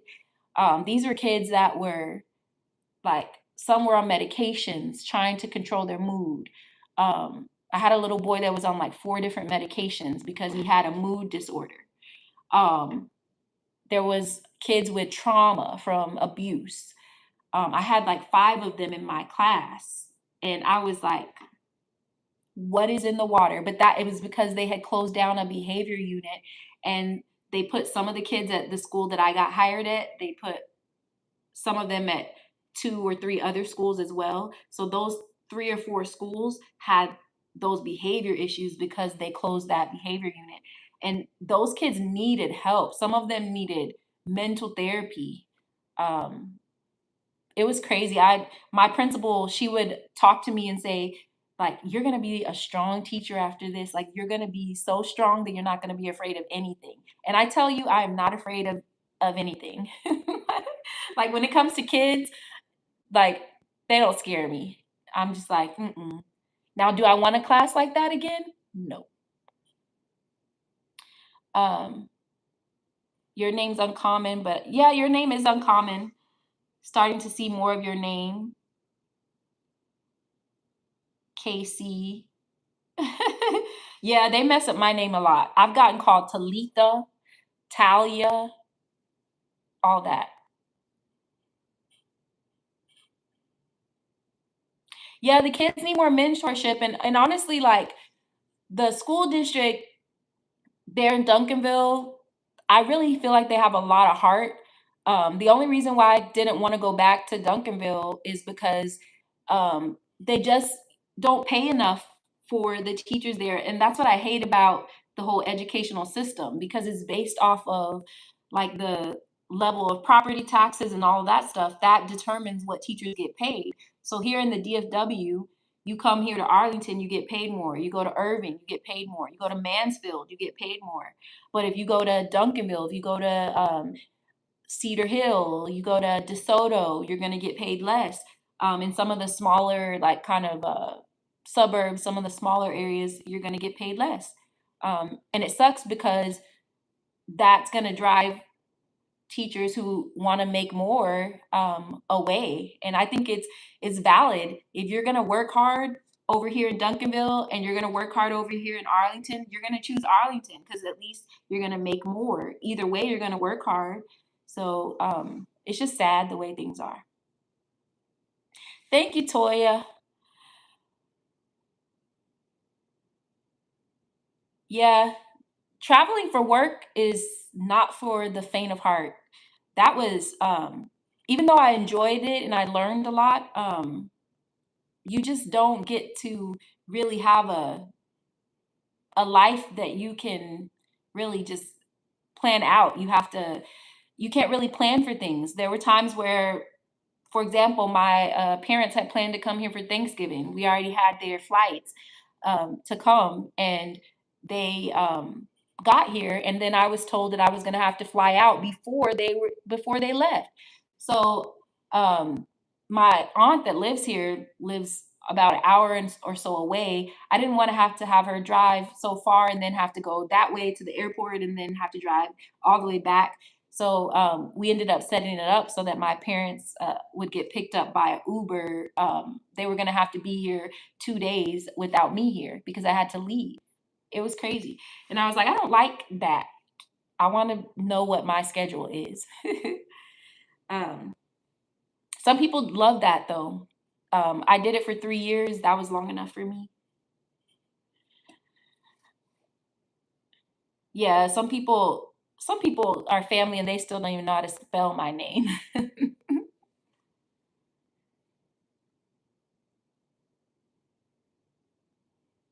Oh yeah, you can be prepared to your questions. I feel like I've had a interesting life. I just feel like I'm ready for the next chapter. And the next chapter for me, I don't think the next chapter is kids unless they're adopted or unless like he has kids. I think the next chapter for me would be marriage and traveling the world. That would be the next chapter for me. Hopefully. Hopefully. I know some people who've gone through divorce and stuff. My parents have been married for 54 years. They just celebrated 54 years. A whole lifetime for some people. But I know some people who've been married a long, long time, but I also know a few people that have been divorced, and they're always like, "Don't get married. Why do you want to get married?" I'm like, "Cause I haven't experienced it. You have." And they're like, "Well, I would never do it again." I'm like, "That was your journey. That wasn't mine." That doesn't mean that a divorce couldn't happen. I mean, nobody ever gets married thinking they're going to get divorced. But that still doesn't mean I don't want to get married. Wedding bells would be ringing if I had a man. So wedding bells aren't quite ringing yet, but I'm also not just trying to be married just to be married. So like if it's somebody that we're supposed to be together and we both know that that's supposed to be, then it will happen. If not, then I am very at peace with being single because I don't want to just be married and then it's hell. Because there's some people like, have you ever been around somebody and you're like, do y'all like each other? Like there's some people you're like, y'all been married, but do y'all like each other? um, but yeah, that's a 54 years is crazy. But they got my mom was 19. My dad was wait, was she 19 or 18? but my dad is 4 years older than my mom, which is something that I brought up to my parents. I'm like, wait a minute, mom, you were dating my dad and you were in high school and he was already out of high school? Like you were dating an older guy? I think, is he 4 years older? He's four. Yeah, I think four. Or is it five? Oh, no, it's 5 years older. Yeah, my dad is 5 years older, which is not a big deal, but that means that my mom was dating him while she was in high school and he was out of uh out of high school because my dad went to the Navy after he got out of high school and he didn't stay in the Navy. He only stayed in the Navy for like 2 years, however long the first 2 or 4 years, maybe it was four, might have been 4 years. But he didn't stay in very long and then he got out of the Navy and they got married. So that means she was dating a grown man.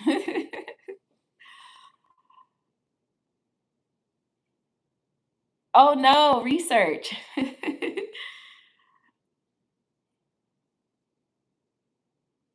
I don't always talk about myself just forthright.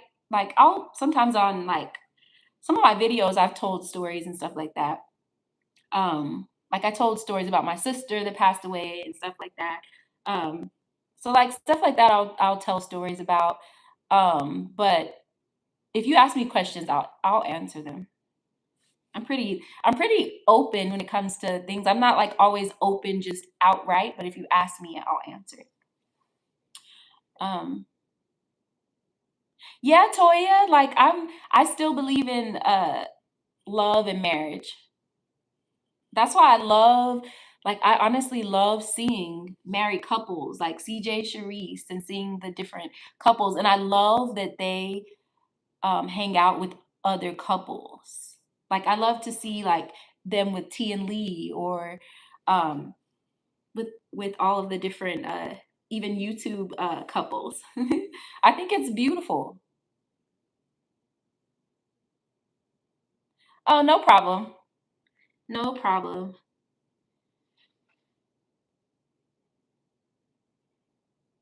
Yeah, I think it'll be fun to participate in your interview. Oh, no problem.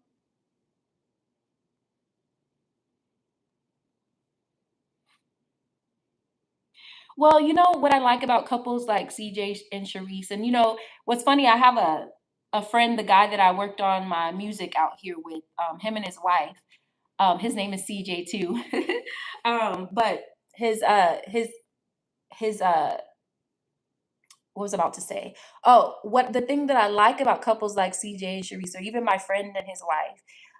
I have another friend that lives outside of Atlanta. His name is Mario, him and his wife. What I like about couples like them is that they're real because sometimes you see people portraying themselves on like social media and they look perfect. But then you know in real life that that's not how it is. And it's not about telling your business because I don't believe couples should tell their business to everybody. Um, but it's about just being true to who you are, not trying to act like you're this or act like you're that, but just being true to who you are. And I think that's what makes, to me, that's what makes marriages and relationships go longer because you're being real about who you are. You're not trying to put up a front. Um, and if you're being real about who you are and we can see it, then that most likely you're being real about who you are together.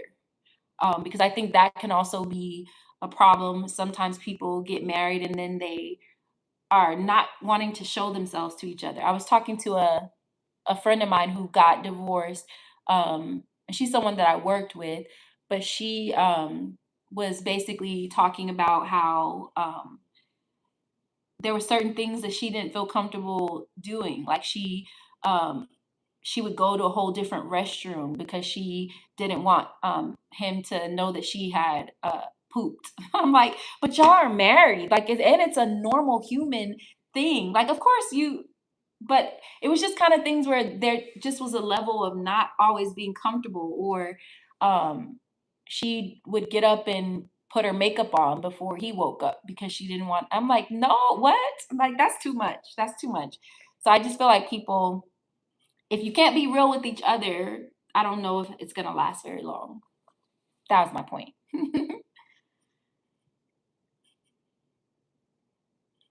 And that's real because um you're not gonna always like each other. And it's the same with any kind of relationship. Sisters, brothers, your spouse, girlfriend, boyfriend, whatever. Like you don't always like each other. Sometimes you're gonna argue about stuff, but there's just a level of respect where you don't go a certain level of low because you still love that person. You still have respect for them.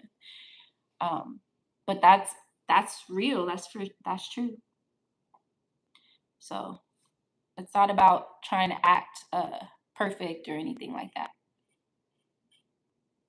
But those to me, that's that's what you want to see because it makes it seem attainable. If you see a couple that's being real with who they are, then it shows other people that you can be in a marriage, you can be in a relationship. If you're watching a couple and they just look perfect all the time, it's like, man, I can't be perfect like that. I don't think I'm ever going to get married if I have to be perfect like that. But some people portray marriage like that, and I think that's why some people are like, I don't want to get married because people try to make it seem like you have to be this perfect wife or this perfect husband. And that's just not reality. And a lot of times, if you were to be a fly on the wall in their house, you would see that that's not reality. It's just, that's why I'm like, you can't just go based off of what you see. They really know what's going on within their own relationships.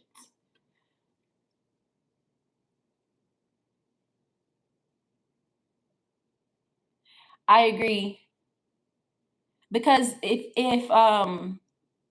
you're out and people see that you're arguing or mad, then you're putting them in your business. That's just giving them something to talk about. So I agree with that 100%.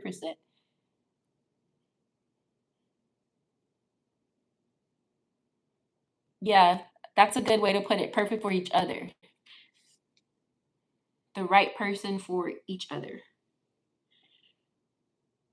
One of my friends told me, Talia, you seem very content with being single. I said, well, here's the thing. I'm one of those people that I feel like if it's meant to happen, it will happen. Um, but I'm just not trying to force it to happen. Um, because you could go out there and just date everybody and like you could just be with somebody if you wanted to. But it may not mean you're meant to be with that person. So I just it just has to be that right compatibility. Okay, question. I'm not going to be on here too much longer, but I do have this question. Since we are kind of on this subject, I do have this question for y'all. Do you think it's opposites attract, or do you think you have to have more things in common? I'm just curious to know what you guys think. Opposites attract, or you have to have more things in common? What do you guys think?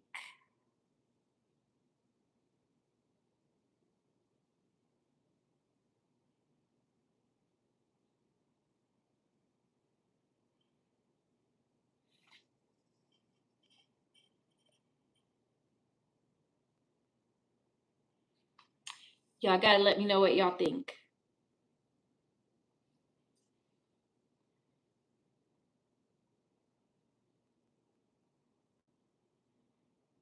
Opposites, like, can you give an example? You have to have something in common or be relatable. Definitely no such thing as perfect. Work both ways? Do you mean like you have to be opposites in some ways, but also have some things that relate, Toya? Some things in common, but everything? That's a good point.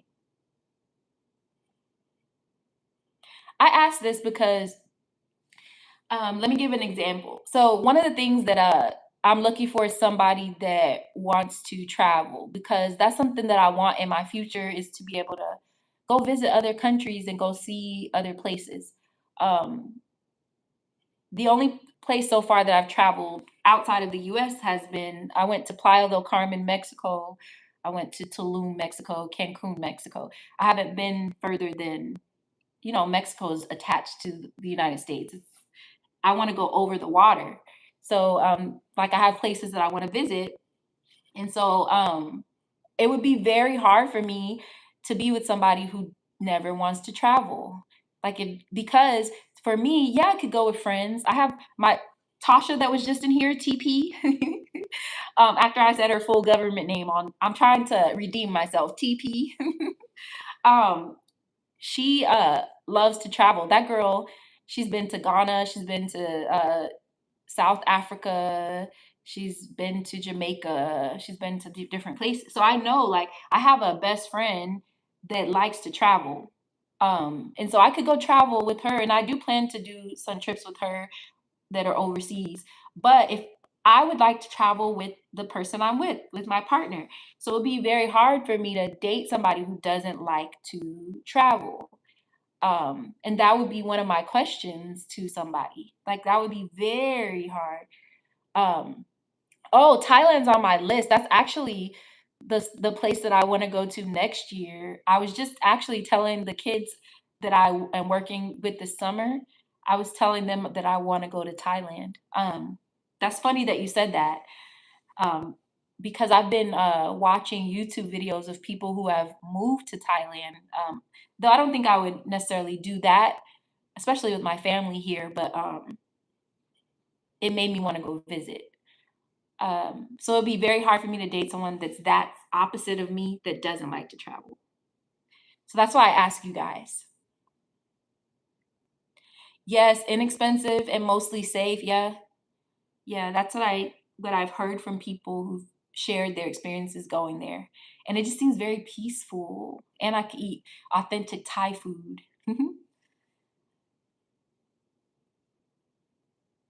But I do agree with the opposite part in some ways too, because I feel like that's how you learn from each other and grow, or like fill in the gaps of the other person. Because we all have flaws, we all have gaps, we all have things that maybe somebody else can help strengthen, especially if you're trying to build a household and a future and stuff. I do think you need to have some things that are different. I agree with that for sure.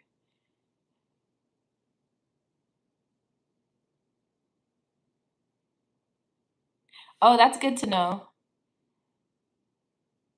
Those are some places that you visited while in the Navy. Yeah, my my cousin retired from the Air Force a couple of years ago, and he was stationed in all these different places. He actually met his wife in Ethiopia. They've been together for years, and their youngest son just graduated college. But they were stationed in different places, and he ended up stationed in Germany for quite a while. And he loved it in Germany. I forgot the actual place in Germany. I forgot which city he was in. But then they ended up retiring after they came to North Carolina, and that's where they live now. They retired after being there.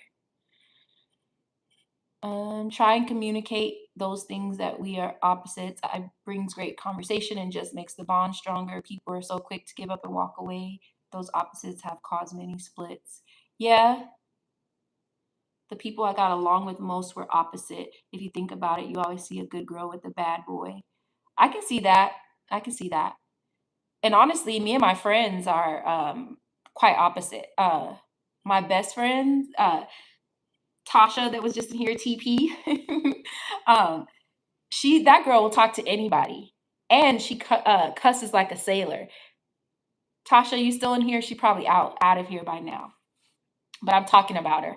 That girl cusses like a sailor, and I barely cuss. Like, I think I got mad one time and I started cussing in front of her, and she was like, "You are really mad." I was like, "That's the only time you'll." Or if I bump my toe on something, I might say a cuss word. But like, I just am not someone who cusses a lot. I don't have a problem with it. I just don't naturally. I just don't cuss a lot. Um, but yeah, that's why I always find it funny when people don't want to cuss in front of me. I'm like, you need to meet my friend, my best friend, because that girl don't care. But that's what I love about her. But she'll talk to anybody. She's just like, I'm more of like, let me watch them first. I need to observe you for a minute. But it's a good team because while she's over there talking, I'm observing and I'm gonna catch if there's something going on. I'm gonna catch it. um, and even my friend in my hometown, she's probably a lot more outgoing than I am too. I'm kind of a I was very much an introvert as a kid, very much an introvert as a teenager. After I got out of college and started teaching and having to work with adults a lot, I became kind of a mixture of the two because I can be an extrovert but I can still be an introvert. There's times where I just want to be by myself because I just feel at peace. So I'm just curious, am I considered a bad boy? I'm just asking for a friend. Just asking for a friend. That was a good one. That's how you added on there, and that's her name, her YouTube name too. I don't know. You might be. I could see PBE having his heyday. Might have been a little bit of a player.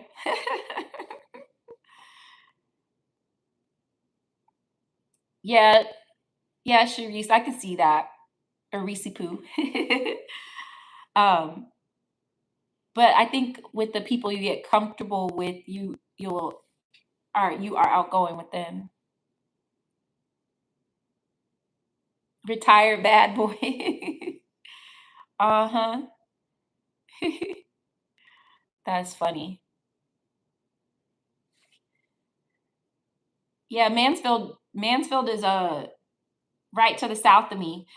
We need to have a DFW meetup with some of the content creators and YouTubers here and go to a lounge or go have dinner somewhere and catch up with everybody out here. Yeah, and I've heard that a lot, actually, with it not being their type. And honestly, that's why I say I don't have a type, but there's like qualities or values that I'm looking for more so than actually a type. Um,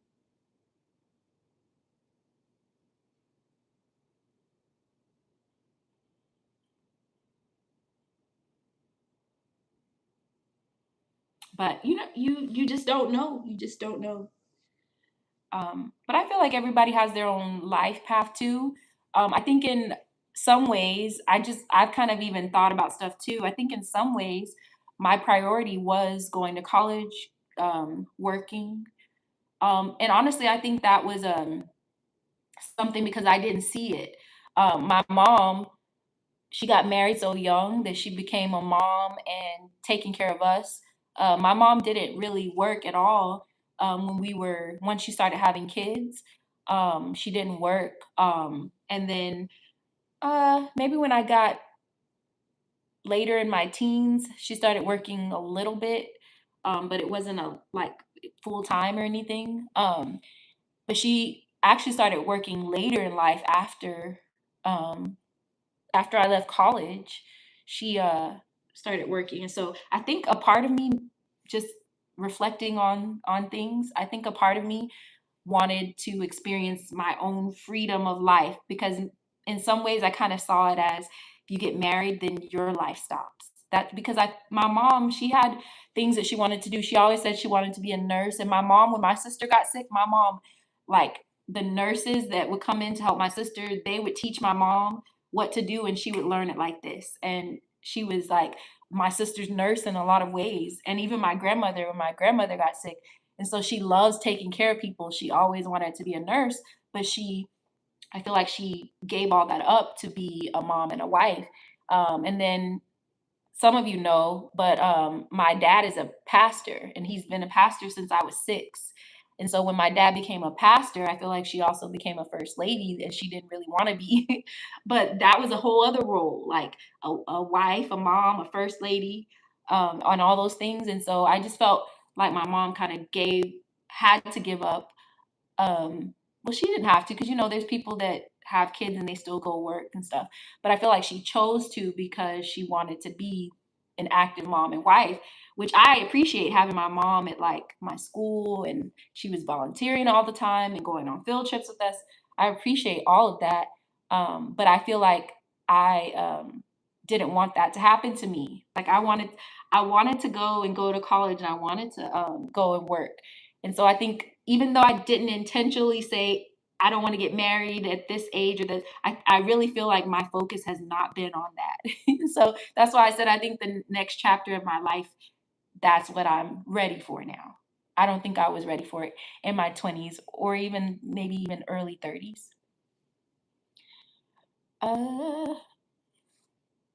Let me see.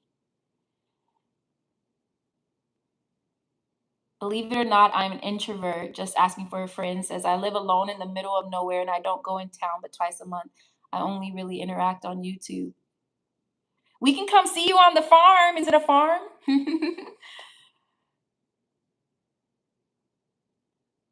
We had a DFW meetup a few years ago. Oh yeah, you guys did. I remember, because I'd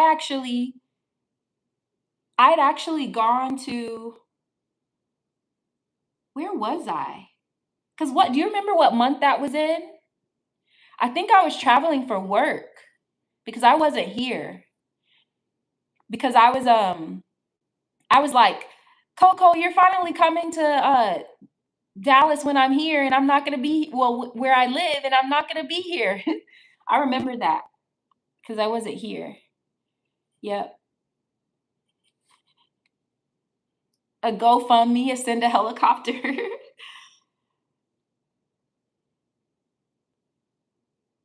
I can't look. My hometown is not the country. It's just a small like community. It's kind of like a Duncanville, but with no city around it.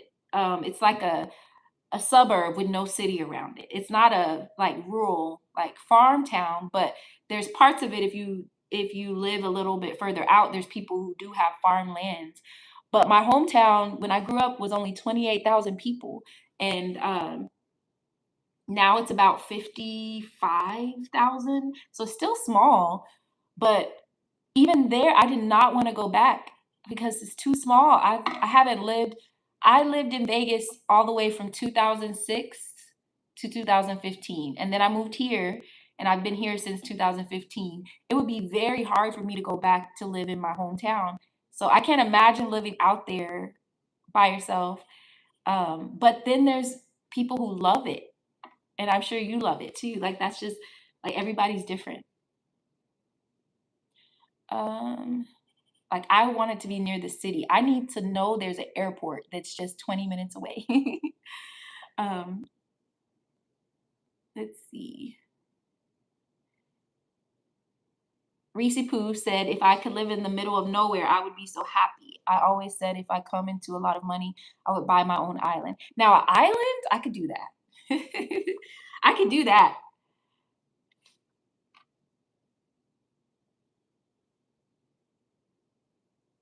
I didn't know you were a twin. Oh, you're a Gemini. I thought you were really talking about a twin. Lakasi, I'm gonna throw something at you. They did say there's two people inside of a Gemini. That is funny. April, May, yeah, I was traveling for work.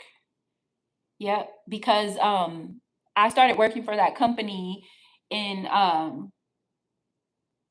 started working for that company at June 2021. So April and May, I was flying to Rhode Island. So most likely I was in Rhode Island. Um, that would be fun to come on the farm, actually. Um, oh yeah, see, that's a small population. 6,091. A private island. See, I could do an island. As long as it's not like there's some islands, where is it? They said Aruba doesn't really ever have hurricanes because of where it sits. I believe, isn't it Aruba? That kind of island, it has to be that kind of island. If I have to deal with hurricanes and feeling like I'm gonna lose my life because of the water, no. Oh, 8 people. That's multiple, what is that called? Multiple personality disorder. That's too many personalities. Too many people. 19. 19 personalities. That's a whole other level.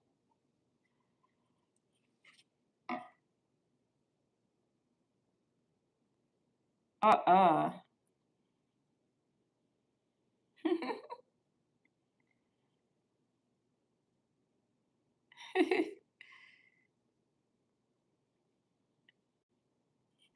It's funny because I was never a horoscope person. Like I would read because I'm a Leo. I was born in July 26th. Um, but you would read some of these things and you would say, how does that apply to every single Leo in the world? Like I would be like, whatever. Like how does that? But guys, what made me a believer in some of the horoscope stuff was I dated a Scorpio, a November Scorpio. And when I read about a Scorpio, I said, that is him. And never in life will I ever date another Scorpio. I know that's bad, y'all. But no, like my friend, the one that I said his name is CJ, but he's my friend here, him and his wife that live here, the one that helped me with my music and stuff.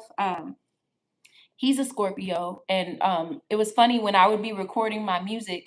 We would be talking about stuff, and I told him about a Scorpio that I had dated, and he was like that. He thought it was hilarious because I'm like, but I was like, I can be great friends with Scorpios though, but never ever. I don't think I could date another one. That was like, it was in some ways great, and in some ways I'm like, that you're crazy. But it could have just been him, that may not be just like I think I don't think every Leo's the same. I guess every Scorpio wouldn't be either.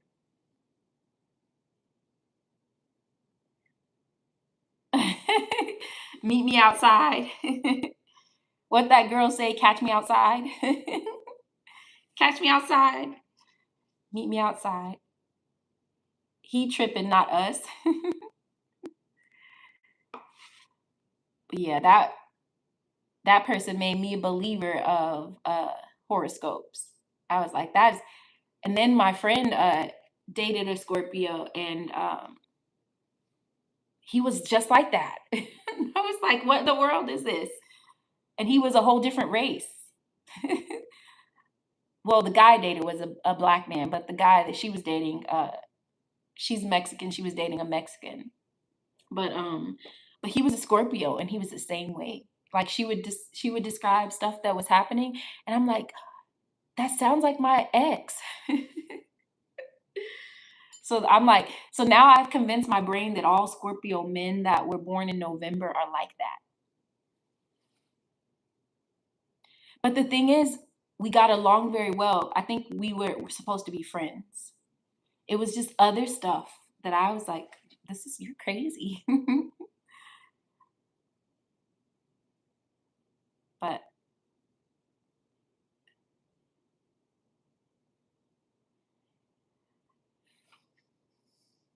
full of sharks around the island. Oh, that's okay. You don't have to always get in the water. The sharks can't walk on the island.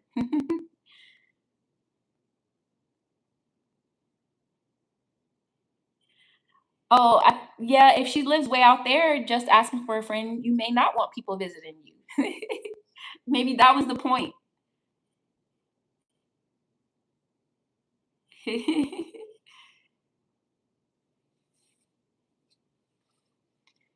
No, I'm like, I have one of my mom's sisters, and it's her younger sister. My mom is the oldest of 10.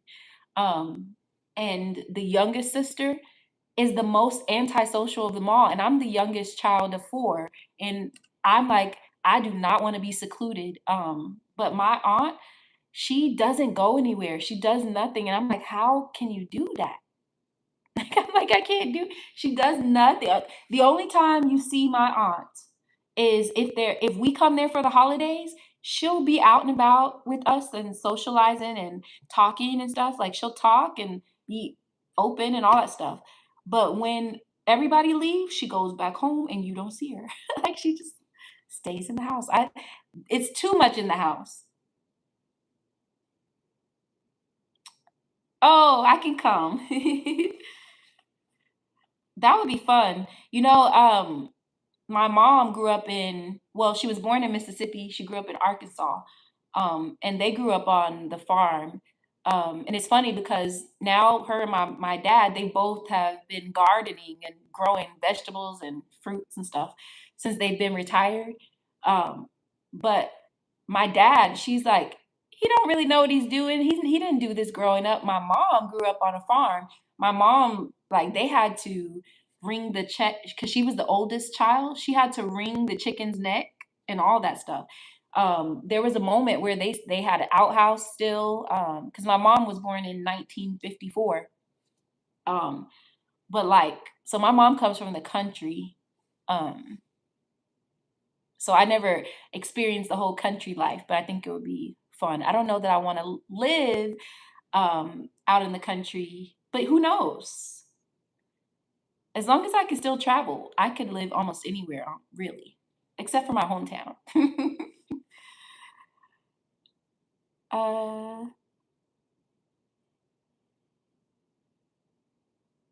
just not Rod. What did I do?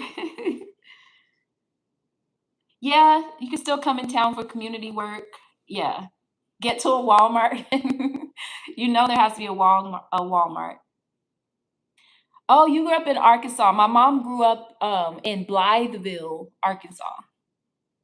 We had a family reunion years and years ago in Blytheville. I was a little girl. I was like maybe, how old was I? Maybe fifth grade because my sister was still alive. I have a little cousin that passed away. She was still alive. So I think I was maybe 9 or 10 when we went to Blytheville. And I haven't been back. I would love to go back though. It's very small.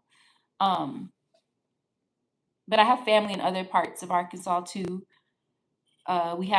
We had a family reunion in Columbus, Mississippi back in 2010. They're trying to put another one together. Um, but yeah, my mom's side of the family, they're from the country.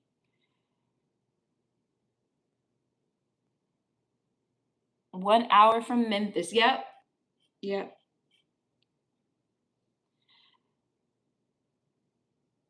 That's why I tell my mom, because if you saw her, you wouldn't think she would talk like this. But I always tell her, y'all are from Mississippi and Arkansas. Y'all make up words, and so uh, she she used to do our hair when we were little and stuff. And if we were sitting in the chair, and she would be like hot combing our hair, and if you were moving around too much, she would be like, "Beast your head still." And we said, "Mama, what does that mean? Beast your head still." Beast, like like a beast, like a wildebeest, like beast. Beast your head still. My older sister, she always talks about that. My mom would make up words. And then my grandma, she wouldn't say like SC, like screw it in. She would say strew. Like I need to put a strew in there, or I need to strew it in. Like strew? Y'all just making up all kind of words.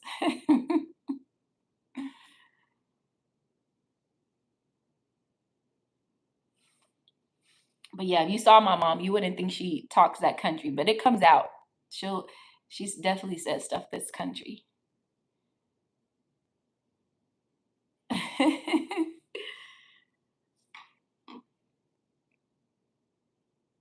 Well, when I lived in Vegas, my students used to make fun of me for saying y'all because I grew up in New Mexico, which is right next to Texas. So it's basically the people in my hometown are a lot of them are from Texas, and so my dad's from Longview, Texas. So like everybody says y'all.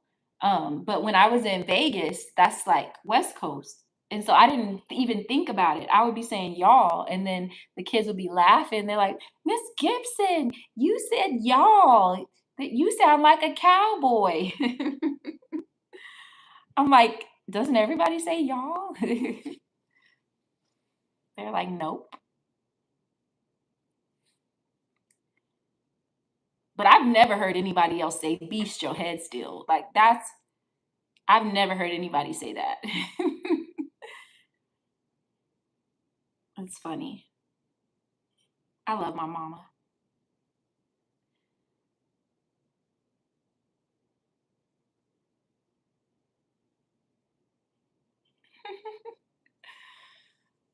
But I didn't have a chance of being an extrovert growing up because, well, I can't say that because my my sister that passed away was very much an extrovert, but my parents are both introvert.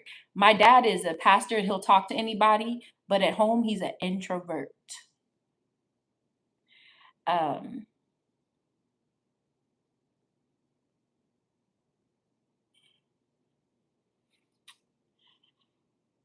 People in Mississippi, yeah, Mississippi talk like that.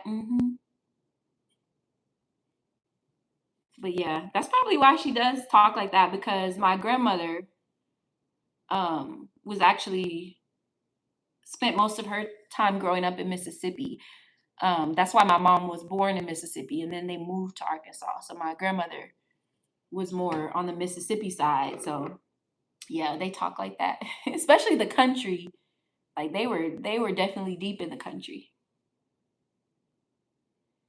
But my mom had an interesting life. She grew up in segregated schools until her they moved to New Mexico when she was like 11 or so, I think. Maybe was it 11? That was the first time she went to an integrated school. Oh, your mom grew up in Mississippi. Yeah, that's the deep south. We were going there for that family reunion in Columbus. I was just thinking about the history of it. Jamia! Hey Jamia, how are you?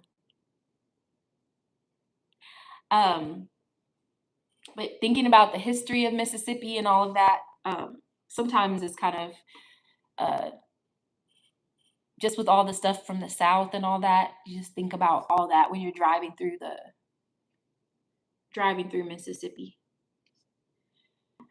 But yeah, it's always fun. I really want to do research on my family though, especially my dad's side, because when I tell you guys, I don't know another besides my dad and my sisters and my brother who had the last name Gibson. I don't know another Gibson.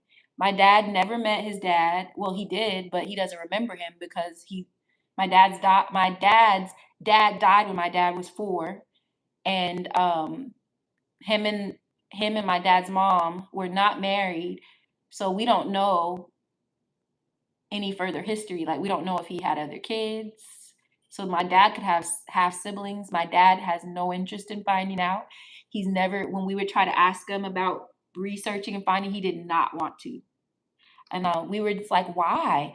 So I don't know any other Gibsons except for my dad and my siblings because we are his children. So I would love to do some research on. So when I meet somebody that has my last name and it's spelled the exact same way, I'm always like, "Where are you from?" And we did meet when we were in Vegas. My sister, the church that she went to, there was a guy that went to her church and his last name was spelled exactly the same. Like Gibson with a P is kind of uncommon. Most Gibsons are with a B. And so whenever you meet a black person that has a Gibson with a P, we're like, where are you from? Where's your family from? And there was a guy when we were in Vegas, his last name was spelled with a P. And his family was from East Texas, and my dad is from East Texas. So we were curious. My sister never got a chance to really look into it more, but um, I'm always careful. Even here in Dallas, I'm like, who's your family? Where's your family from? Because if my dad's dad had any other children and they were in East Texas, they could potentially live in the Dallas area too. So I'm like, I don't want to be dating a cousin. I don't care if it's a fifth cousin. I don't want to be dating a cousin.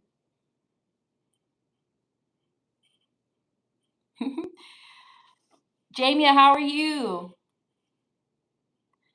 Okay, I'm gonna get off of here in 1 minute. At 1:30. I've been on here for 131 minutes. I'm gonna get off at 132 minutes.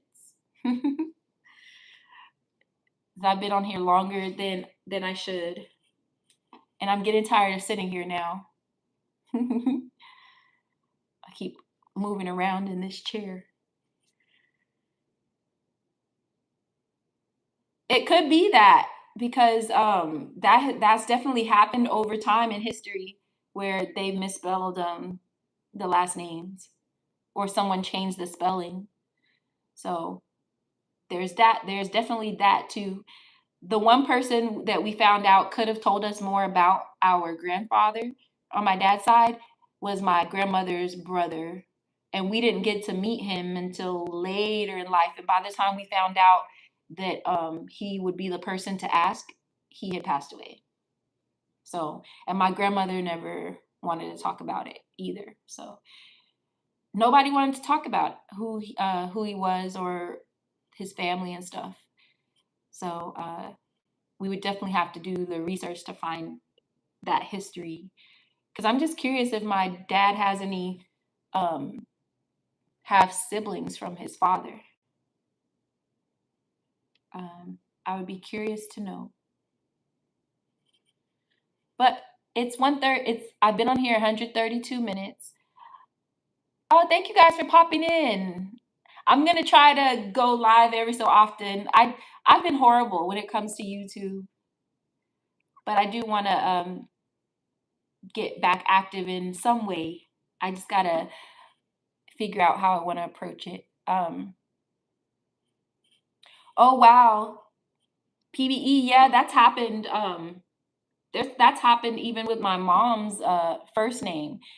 They were saying that it was spelled one way on her birth certificate and then it was spelled this way or that. So it happens. Thank you, Reese Poo. It's always great to see you too. All right, guys, I'm going to get off of here. Everyone have a good night. I love y'all. Good to see y'all and chat with y'all. And yeah, I'll see you guys next time. Thank you, PBE. Yep. See you guys. Bye. Let me see. If I remember how to get off of here. Good night, y'all.